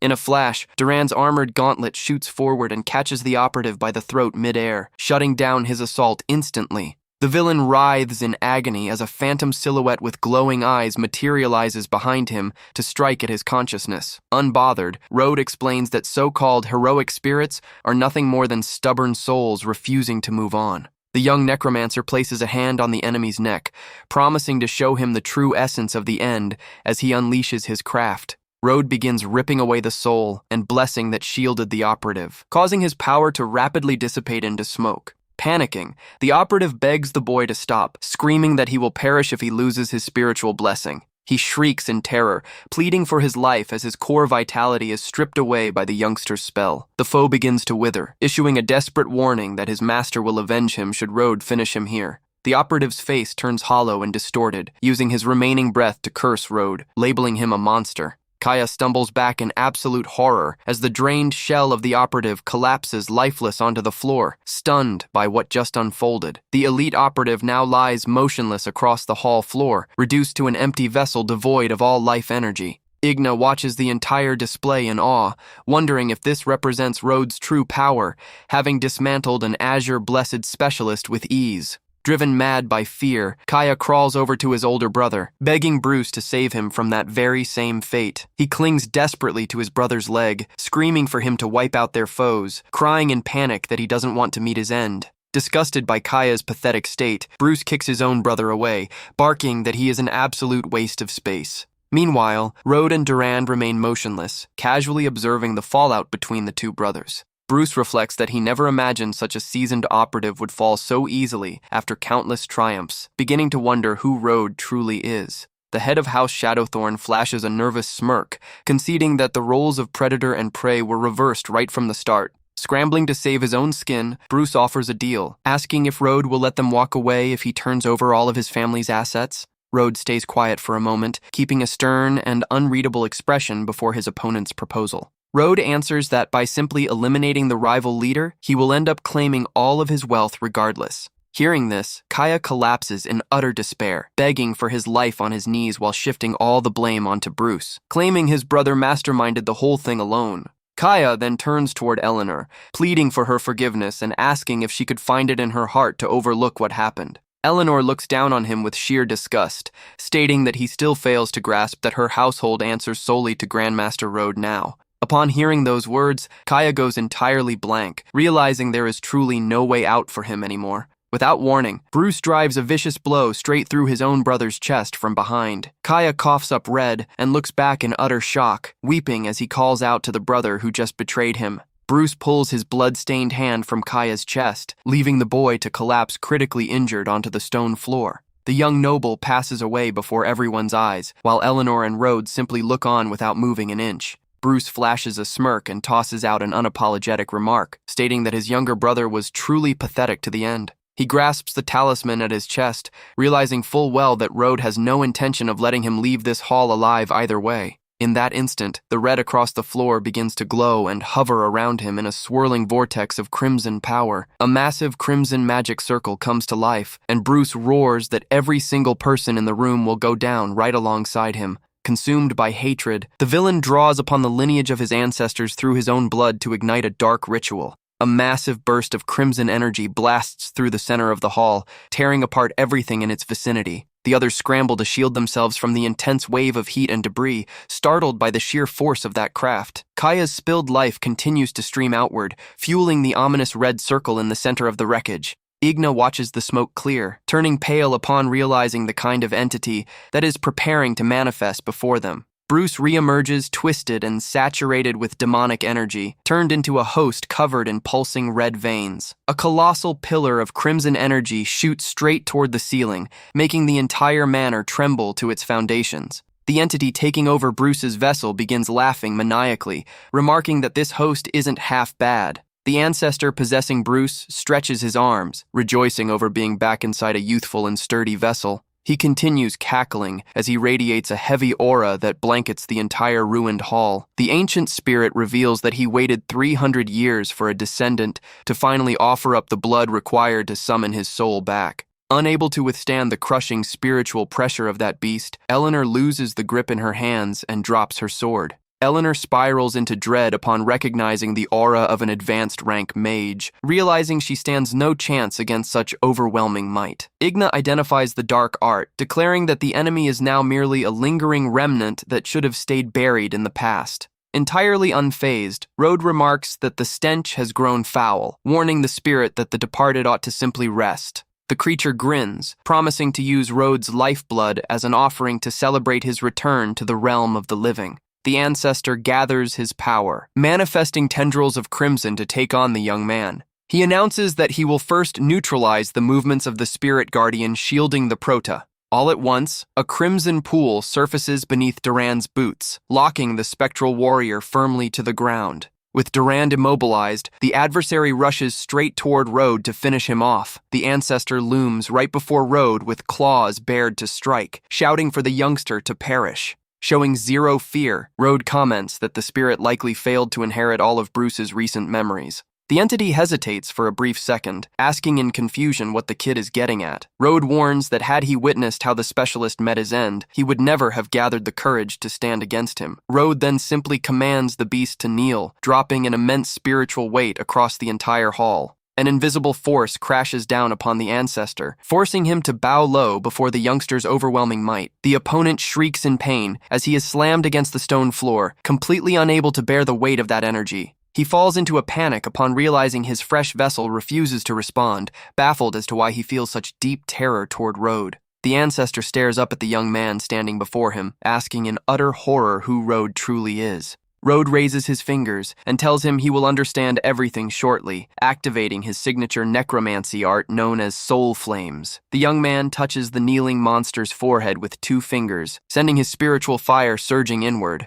The spirit wails in agony as the azure flame begins searing directly into his core soul. He continues shrieking as his soul is forcibly ripped from Bruce's frame by Rhodes' azure blaze. As he is swallowed by the spiritual fire, the creature asks one final time who the kid truly is. Rhodes replies that before him, all departed souls are merely lambs being led to the slaughter. Suddenly, Rhodes seizes the ancestor's spiritual essence with his bare hands, leaving the entity frozen in sheer shock. The ancient spirit screams once more in agony, sensing that he is about to be erased entirely by Rhodes' power. The foe panics as he feels his soul and very existence unraveling, his strength fracturing into countless blue shards. He laments having only just returned to the physical world, begging not to fade away, but Rhodes pays him no mind. Rhodes closes his fist, absorbing every last shard of the ancestral soul and triggering a crisp burst of mana. The absorbed energy wraps around the young man's frame in a swirling vortex of azure light, enhancing his capabilities even further. Rhodes wears a satisfied smirk, concluding that the ancestral soul served nicely to make him considerably stronger.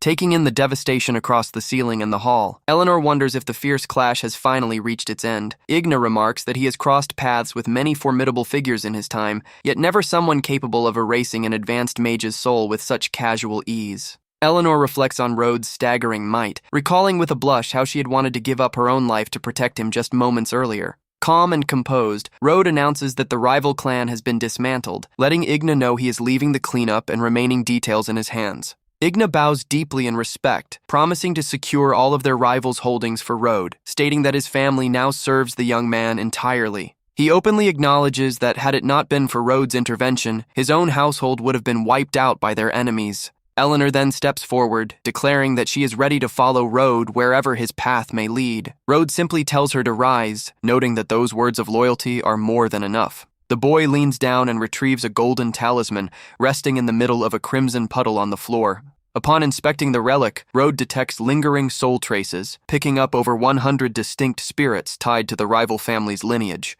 The young necromancer glances away in disgust, remarking that using one's own family bloodline as a magical catalyst is utterly repulsive. Feeling the fatigue set in, he hands the talisman over to Igna and asks him to handle the remaining affairs, mentioning he is slightly exhausted after the fight. The patriarch smiles and accepts the task right away, promising to carry out his master's directives to the letter. Rhodes walks out of the shattered manor beneath the sunset's glow, as the smoke from the battle slowly fades into the evening breeze. Igna turns to Eleanor, stating that the entire kingdom is on the verge of massive change, vowing to stand by Rhodes no matter what unfolds. Night blankets the northern realm, bringing a quiet calm following the dramatic events that took place at the estate. In his private quarters, Rhodes meditates while levitating, noticing his strength has surged significantly after absorbing the ancestral soul, officially locking in his rank as an initiated mage. The Proto feels pleased with his rapid advancement, calculating that it won't be long before he breaks through to the subsequent tier. He finds the practice of using familial blood to artificially stretch lifespans absurd, suspecting it exceeded his rival's capabilities and pointing suspicion toward the forest knight. Rhodes decides to dispatch the blood mercenaries to look into the matter, hoping to uncover clear answers now that the enemy house has been cleared out. Following that, the young man decides to simply bide his time as the days pass and things across the realm begin settling down. Eleanor approaches him in the garden to report that they seized the rival assets, mentioning that her grandfather set up an auction to liquidate the surplus goods. Showing little interest in the gathering, Rhodes turns down the invitation, telling her that they can handle the sales entirely on their own. A short while later, Rhodes heads over to the Academy lab, where he is greeted with surprise by Professor Gustav. Gustav beams, remarking that his assistant arrived at the perfect time, letting Rhodes know he will accompany him since Margaret is away. Rhodes asks where they are headed, only to find out, much to his surprise, that the professor wants to take him to that very same auction. Gustav notes that while he doesn't know who House Shadowthorn crossed to end up wiped out like that, plenty of their prized treasures are going up for bidding. Rhodes simply stares at him in silence, finding it amusing that the person responsible for their downfall is standing right in front of the professor. Gustav hustles him along, explaining that since the clan ruled the north, the auction will undoubtedly feature exceptional materials. The professor asks Rhodes to help him spot the absolute best reagents at the venue, leaving the young man mildly amused. They reach the grand hall where the Ashblade family is hosting the auction for the confiscated assets. Near the entrance, Rhodes looks over and catches sight of Professor Ball stepping down from a carriage with his entourage. Ball reflects on the humiliation he suffered back at the marketplace, determined to reclaim his honor in front of Gustav and Rhodes. Road is surprised to realize Igna extended an invite to his rival as well, but then catches a familiar voice calling out his name from behind. He turns around to find Claire standing beside Anna, who immediately asks what an ordinary guy like him is doing at a venue like this. Anna remarks that the auction is strictly for the realm's high society, warning Road not to get ahead of himself just because he happens to know Eleanor. Claire mentions that Road's family wasn't invited, but offers to let her former fiancé enter the hall alongside them. Knowing his mother doesn't hand him spending money, Claire offers to buy something for Road, but he declines, stating he only came to watch. Anna pulls Claire inside the building, telling her to forget about Road since the event is about to start any second. Road watches Gustav and Ball start another bickering match out in the courtyard, noting that the two never fail to argue whenever they cross paths. Ball announces that he brought a massive fortune in gold coins, assuring everyone that his rivals won't manage to secure a single item of value. The professor walks in with absolute confidence, knowing the auction is run by the Ashblades, convinced nobody can pull a fast one on him this time.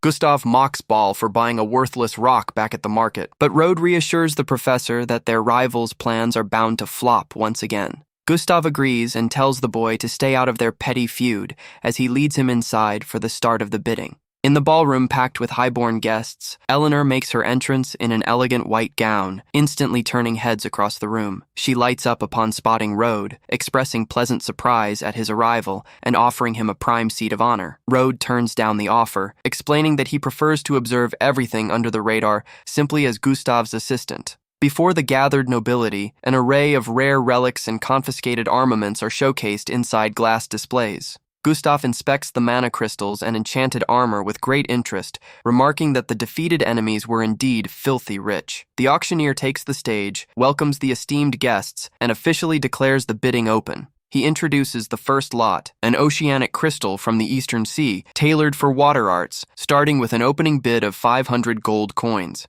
As the audience begins placing their bids, Ball observes the room carefully, waiting for Gustav to make his opening move. The second lot is the Shadow Cloak, a prized Shadowthorn relic capable of masking the wearer's aura, opening at 800 coins. Gustav takes an interest in the cloak, raising his paddle number 80 and noting that the gear could prove handy during his travels. Spotting his rival's move, Ball instantly raises his paddle number 79 and places a bid of 900 gold coins. Annoyed, Gustav counters by lifting his paddle, offering 950 coins for the cloak. Ball smirks and bumps the offer to 1,000 gold coins, determined to derail his rival's purchases. The bidding war escalates through 1,100, 1,200, and 1,300, leaving Gustav increasingly tense. Ball raises his paddle and throws down 1,500 gold coins, confident that he has the win in the bag. Gustav grows irritated, pointing out that the price has far exceeded the cloak's actual value, realizing Ball is just trying to bait him.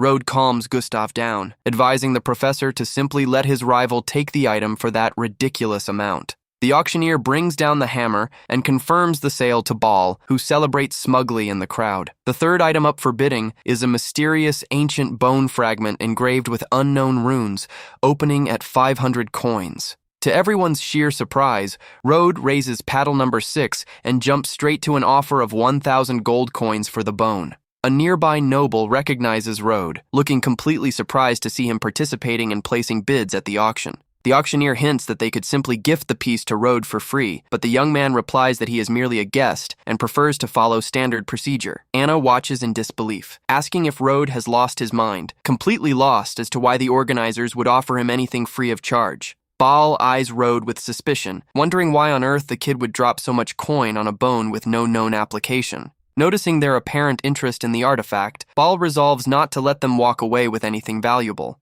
Ball then raises paddle number 79 once more, driving the bid up to 1,200 gold coins. Road immediately counters with 2,000 coins, leaving Gustav completely stunned by his assistant's bold move. Gustav asks how Road could possibly bid 2,000 coins on a strange relic that nobody knows anything about. Gustav assumes it must be some rare reagent he failed to recognize, but Road simply whispers back that it is just a basic bone. Road smiles and explains that this doesn't make it useless, suggesting they trick Ball into buying it instead. Falling right into the trap, Ball places a bid of 3,000 gold coins, convinced the relic must hold some hidden arcane trait. Other nobles begin chattering about the heated exchange, wondering if that bone might actually be a hidden masterpiece. Rode gives a polite wave toward Baal, remarking that the professor must have endless coin to burn 3,000 pieces on a useless bone. Baal freezes in sheer shock, realizing he was played for a fool by the kid once again. The auctioneer brings the bidding to a close, confirming the fragment sold to Baal for the 3,000 coins he put up. Gustav bursts into laughter, mocking Baal for failing to learn his lesson after already wasting a fortune on fake ore. Boiling with rage, Baal clenches his fists, placing all the blame on Rode for being humiliated yet again. Claire looks on with concern upon seeing the professor's fury, remarking that Rode seems to have a knack for making new enemies. Gustav commends Rode and asks about his relationship with the host family, to which the young man simply replies that he is friends with Eleanor. The auctioneer returns to the podium, announcing the next batch of items available for bidding. Gustav raises his paddle to bid 500 gold coins, while Baal remains completely silent on the side. Baal's assistant reminds him that they cannot afford to spend any more of the Academy's budget, to which the professor snaps that he is well aware. Lost in thought, Baal realizes that given his current financial strain, he might have to reconsider an old partnership offer. High up in the hall, a mysterious figure sporting a formal suit and top hat keeps a close watch over the crowd below. The man thinks to himself that Baal is a fool, yet plans to use his burning grudge against Rode to have the professor eliminate the boy on his behalf. He reflects that moving counterfeit merchandise through the northern market is one of the main avenues the Gorbes clan uses to generate revenue. Aware that he will face severe punishment if his operations are exposed, he resolves to silence Rode before the young man uncovers any further schemes. Relieved that nobody knows about his covert deal with House Shadowthorn, the operative decides to wrap up his mission by taking Rode out. As the Ashblade estate auction draws to a close, the noble guests begin filing out of the venue. Eleanor walks alongside Rode through the hall, with the other nobles watching the pair from a distance. Eleanor notes that the auction brought in 100,000 gold coins, offering to deliver the entire sum to Rode's estate, knowing he requires resources. Rode accepts the offer and asks her to send the funds over, leaving Eleanor delighted to be of service. Meanwhile, the assistant asks Baal if they should run tests on the purchased bone, but the professor tells him to shut his mouth and never bring it up again. The top-hatted man watches Rode and Eleanor make their exit across the hall, keeping his eyes firmly locked on the boy. Burning with malice, the enemy mutters that Rode brought this downfall upon himself. The villain grips an ancient violet talisman lined with gold trim as he gets ready to set his plan into motion.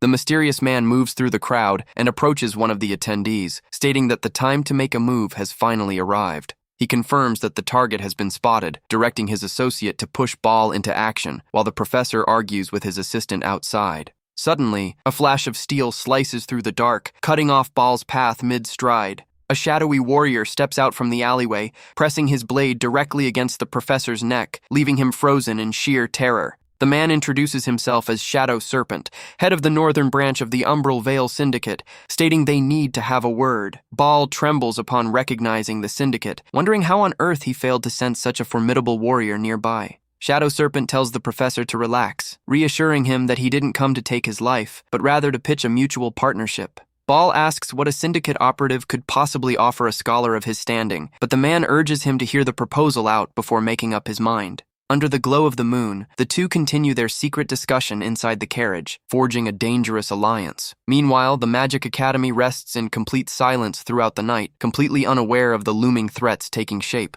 In his quarters, Rode activates a communication crystal, checking in with Captain Kent regarding the progress of the investigation he assigned. The captain reports that he arrived on site with his unit, though they apparently turned up nothing of notable value at first glance. However, he reveals that they discovered exceptionally refined mana crystals, a rarity practically impossible to craft in this impoverished northern territory. Kent adds that this specific grade of ore is typically exclusive to the far-off, prosperous capital of the Toddy's kingdom. Rode begins suspecting that the Gorbes clan is pulling the strings behind the scenes, angrily recalling that they were the ones responsible for his sister's tragic demise. If you want the next part, drop a like and leave a comment down below.